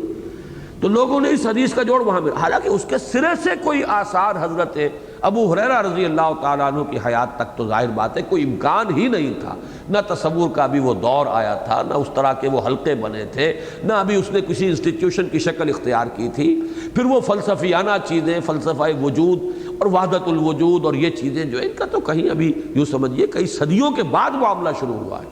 منصور حلاج کا معاملہ جو ہے کوئی اس وقت ہونے والا نہیں تھا، اسے ادھر رخ موڑ دیا اس کا۔ حالانکہ اس سے مراد یہی تھا کہ دین کا ایک پہلو تو وہ ہے کہ جو انفرادی زندگی ہے، نماز پڑھو، روزہ رکھو، تکبیر ہے، تسبیح ہے، تحمید ہے، طہارت کے قوانین ہیں، زکوٰۃ ہے، اس کے قوانین ہیں، یہ تو ہے کہ جو انسان کو کرنا ہی ہے، اور اس کے کرنے میں کوئی مانع نہیں ہوتا، کوئی رکاوٹ نہیں ہے، نہ کوئی حکومت، بدترین حکومت بھی کبھی اس کے راستے میں رکاوٹ نہیں بنتی۔ غیروں کی حکومتیں آئی ہیں، انہوں نے بھی ان پر قدغنیں نہیں لگائی۔ انگریز یہاں 200 برس حکمرانی کر گیا، اگر بنگال سے شروع کریں تو 200 برس ہو گئے، 1757 سے 1947 تک 190 برس تو ہو گئے۔ چلیے پنجاب کا معاملہ تھا تو اس میں 100 برس اگر کہیں گے تو اس میں تو پھر رنجیت سنگھ کا اور سکھوں کا دور داخل کیجئے تو پھر وہ بھی اس کے آس پاس پہنچے گا۔ لیکن یہ ہے کہ اس عرصے میں کسی رنجیت سنگھ کے زمانے میں یا سکھا گردی کے زمانے میں ضرور مساجد کی بے حرمتی ہوئی ہے، اور یہ ہماری بادشاہی مسجد جو ہے یہ استبل بنا رہا، گھوڑے بنتے تھے یہاں تو، اور انہوں نے اس درجے جو ہے گرے ہوئی حرکتیں بھی کی ہے کہ مسجدوں کی سیڑھیاں جو ہیں وہ قرآن مجید رکھ کر بنائے ہیں، اور ان کے اوپر خالصہ پاؤں رکھ کر جاتا تھا۔ وہ تو ایک بدترین سمجھیے کہ ایک عذاب کا دور تھا کہ جو آیا تھا اس علاقے کے اوپر۔ اسی لیے سکھا گردی اور سکھا شاہی جو ہے وہ تو ایک محاورے کا لفظ بن گیا ہے ہمیشہ کے لیے۔ لیکن انگریز اتنے عرصے یہاں رہا، اس نے کبھی نماز سے نہیں روکا، نماز پڑھو۔ یہ چیز جو ہے دین کا یہ حصہ، یہ دوام اور تسلسل کے ساتھ چلا رہا ہے، لہذا یہ حصہ سب کو معلوم ہے، ہر شخص جانتا ہے، چاہے نماز پڑھتا ہو یا نہ پڑھتا ہو، اسے معلوم ہے کہ دین میں نماز ہے، 5 نمازیں روزانہ پڑھنا فرض ہے، معلوم ہے۔ اس لیے کہ مسلسل نگاہ کے سامنے رہا ہے معاملہ، وہ بابر کا دور ہو، وہ لودھی کا دور ہو، وہ کسی اور کا دور ہو، وہ کوئی ہندو راجہ ہو، اس کے ہاں مسلمان بھی آباد ہیں، فرض کیجئے ریاستوں میں مسلمان تھے، لیکن کہیں کسی نے اس دین کے اس حصے کو نہیں روکا۔ زیادہ سے زیادہ ہندوستان میں گاؤں کے ذبیحے کا معاملہ ہے کہ یہ ہمارا چونکہ ایک مقدس حیوان ہے اور ہماری یہ دیوتا یا دیوی کی حیثیت رکھتی ہے، لہذا اس کو نہ ذبح کیا جائے۔ اس کے سوا یہ کہ دین کے اس حصے میں رکاوٹ نہیں آئی، وہ تو موجود ہے ذہنوں میں، لیکن وہ ایک حصہ جو ختم ہوا تھا، اور وہ ہے نظام حکومت، ریاست کا نظام، اللہ کے احکام کے تابع ہو کر، اور کونوا عباد اللہ اخوانا، سب برابر ہو آپس میں، کوئی تم میں حاکم و محکوم نہیں، تمیز بندہ و آقا فساد آدمیت ہے، سید القوم خادمہم، تمہارے ہاں تو حاکم وہ ہوں گے جو خادم ہوں گے لوگوں کے، یہ نہیں کہ ان کے محل ہوں۔ ہمارے لیے تو آئیڈیل جو حکومت ہے وہ ابو بکر اور عمر کی ہے رضی اللہ تعالیٰ عنہما، اس کے اندر وہ تو واقعتاً خادم تھے۔ اس اعتبار سے یہ حصہ جو دین کا تھا، اب اگر اس کو کوئی بیان کرتا تو ظاہر بات ہے گردن ماری جاتی دور شہنشاہی کے اندر۔ اس کا تو مطلب ہے آپ انسٹیگیٹ کر رہے ہیں عوام کو شہنشاہیت کے خلاف، بادشاہت کے خلاف۔ آج ذرا یہ بات سعودی عرب میں کر کے دیکھیے، اور وہاں سے پتہ ہی نہیں چلے گا آدمی کہاں گیا، اس کا وجود ہی نہیں رہے گا کہیں پہ، اس لیے کہ اس وقت یہ چیز جو ہے شہنشاہیت اس کو گوارا نہیں کر سکتی۔ نتیجہ یہ ہوا، یہ نہ ہمارے بیان میں رہا حصہ، نہ ہمارے تصور میں رہا، نہ ذہنوں میں رہا، ہوتے ہوتے اس درجے اوجھل ہوا ہے کہ تکبیر کے معنی ہی میں سے خارج ہو گیا کہ تکبیر کے معنی یہ بھی ہے کہ اللہ کی کبریائی کو نافذ کرو۔ اور مجھے زیادہ جو حیرت ہوئی، میں سمجھتا تھا کہ اس دور میں وہ حضرات مثلا مولانا مودودی جو بہرحال ایک تحریک لے کر اٹھے ہیں اور ان کے پیش نظر شروع سے بھی حکومت الہیہ کا قیام تھا اور ان کے سامنے یہ تصور تھا، اسے انہوں نے خوب واضح کیا ہے کہ ہمارا دین صرف نماز روزے کا دین نہیں ہے، ہمارا دین صرف مسجد کا دین نہیں ہے، ہمارا دین مکمل نظام حیات ہے، مکمل نظام زندگی ہے، یہ اپنا غلبہ چاہتا ہے، استیلا چاہتا ہے۔ یہ حقائق اس صدی میں جا کر اور یہ منکشف ہوئے لوگوں پر دوبارہ، اور اس کی طرف ان تحریکوں نے توجہ دلائی ہے، اور ان تحریکوں نے اس کے سلسلے میں اپنے اپنے رنگ میں، اب کہیں آدمی غلطی کر جائے تو بات اور ہے، لیکن یہ کہ اپنے اپنے رنگ میں کوششیں کی ہیں۔ لیکن مجھے حیرت جو ہوئی اس بات پر ہوئی کہ یہاں پر تکبیر کے لفظ کے حوالے سے ان کا ذہن بھی منتقل نہیں ہوا، حالانکہ تصور ان کے ذہن میں وہ موجود تھا۔ لیکن میرے نزدیک یہ نوٹ کر لیجئے، یہ تینوں آیات اس اعتبار سے قرآن مجید کے اہم ترین آیات میں شمار کیے جانے کے قابل ہیں کہ ان میں حضور کا مشن، اس کی آخری منزل کہاں تک جانا ہے، اور نمبر 2 شروع کہاں سے کرنا ہے۔ یہ دونوں چیزیں معین ہو گئی ہیں۔ اول و آخر معین ہو جائے، آپ سوچ لیجئے کہ آپ کو ایک خط کھینچنا ہے، ایک لکیر کھینچنی ہے، اس کے یہ 2 نقطے معین ہو جائیں تو بڑا آسان معلوم ہو جائے کہ یہاں سے اسے شروع ہونا ہے اور یہاں اس کو لے کر جانا ہے۔ اب وہ سیدھا سواء السبیل یا صراط مستقیم یا صراط السوی، یہ 2 نقطوں کے مابین آپ کھینچ لیں گے۔ تو دونوں کی تعیین ہو گئی کہ کار رسالت اور فریضہ رسالت کا نقطہ آغاز ہے انذار، اور اس کا مقصود اس دنیا کے اندر اس جد و جہد کی آخری منزل تکبیر رب۔ وہ تکبیر شروع کہاں سے ہوگی؟ بندہ مومن کے قلب میں، اس کے احساسات میں، اس کے شعور میں اللہ کی عظمت اور کبریائی کا نقش قلب، یہ تکبیر ہے باطن میں۔ اس کے بعد اس کا اظہار، اعلان، نعرہ تکبیر بھی اس میں شامل ہے، اللہ اکبر، ڈنکے کی چوٹ برملا اس کا اعلان، اگر وہ شعور کے ساتھ ہے، اگر وہ اس فہم کے ساتھ ہے۔ ورنہ تو جیسا کہ میں نے بارہا کہا ہے، انگریز کی چھاونیوں میں بھی اذانیں ہوتی تھی، اللہ اکبر اللہ اکبر اللہ اکبر اللہ اکبر، لیکن انگریز کو کوئی تشویش نہیں ہوتی تھی، انہیں پتہ تھا کہ مؤذن کو پتہ ہی نہیں میں کیا کہہ رہا ہوں۔ اگر اسے معلوم ہو کہ میں کیا کہہ رہا ہوں تو وہ تو کلمہ بغاوت ہے۔ بڑا تو انگریز تھا، قانون اس کا بالا تر، اختیار اس کا، باقی سارا اس کے نیچے تھا۔ یوت الجزیۃ عن ید وہم صاغرون، اب مسلمان اس پوزیشن میں تھے کہ وہ اپنے پرسنل لا کے اندر نماز روزہ کر لیں، جو چاہیں کر لیں، باقی لا آف دی لینڈ وہ انگریز کا نظام فوجداری، قانون دیوانی، قانون فوجداری انگریز کا ہوگا۔ تو اصل میں تو اکبر وہ تھا، اللہ کا تھا، لیکن یہ کہ چونکہ اس مؤذن کو بھی پتہ نہیں تھا کہ میں کہہ کیا رہا ہوں اور یہ کوئی اعلان بغاوت ہے، اس نے بھی پرواہ نہیں کی کہ یہ کیا کہہ رہا ہے۔ لیکن اگر یہ کہ وہ اس شعور کے ساتھ ہو، اسی لیے تو اقبال کا وہ شعر جو ہے بڑے پیارے شعر ہے، پرواز ہے دونوں کی اسی ایک فضا میں، کرگس کا جہاں اور ہے شاہی کا جہاں اور، الفاظ و معانی میں تفاوت نہیں لیکن ملا کی اذاں اور مجاہد کی اذاں اور۔ یہاں ملا کو یوں سمجھیے کہ وہ روایتی مذہب جس میں نماز روزہ اور یہی چیزیں رہ گئی ہیں صرف، وہ بھی اذان دیتا ہے، اور ایک وہ مجاہد جو باطل کو للکارتا ہے، جان ہتھیلی پر رکھ کر میدان میں آتا ہے، وہ بھی اذان دیتا ہے اللہ اکبر۔ تو ملا کی اذاں اور مجاہد کی اذاں اور۔ تو تکبیر رب در حقیقت کار رسالت یا فریضہ رسالت کی کا وہ ہدف ہے، وہ آخری منزل ہے۔ اور ان 3 آیات کو میں پھر ایک مرتبہ دہرا رہا ہوں، میرے نزدیک سیرت النبی کے اعتبار سے بڑی اہمیت حاصل ہے۔ بلکہ میں اگر اس وقت یہ کہوں کہ در حقیقت جو پوری سورہ صف ہے، هو الذی ارسل رسولہ بالہدی ودین الحق لیظہرہ علی الدین کلہ، اس کی وہ مرکزی آیت ہے، وہ اسی ربک فکبر ہی کی تشریح ہے اور اسی کی توضیح پر مشتمل ہے، اس اصول کے عین مطابق کہ کتاب احکمت آیاتہ ثم فصلت من لدن حکیم خبیر۔ یہ کتاب ایسی ہے کہ اس کی آیات پہلے محکم کی گئی، پختہ کی گئی، پھر ان کی تفصیل ہوئی ہے اس ہستی کی جانب سے جو علیم اور خبیر ہے۔ بارک اللہ لی ولکم فی القرآن العظیم ونفعنی وإیاکم بالآیات والذکر الحکیم۔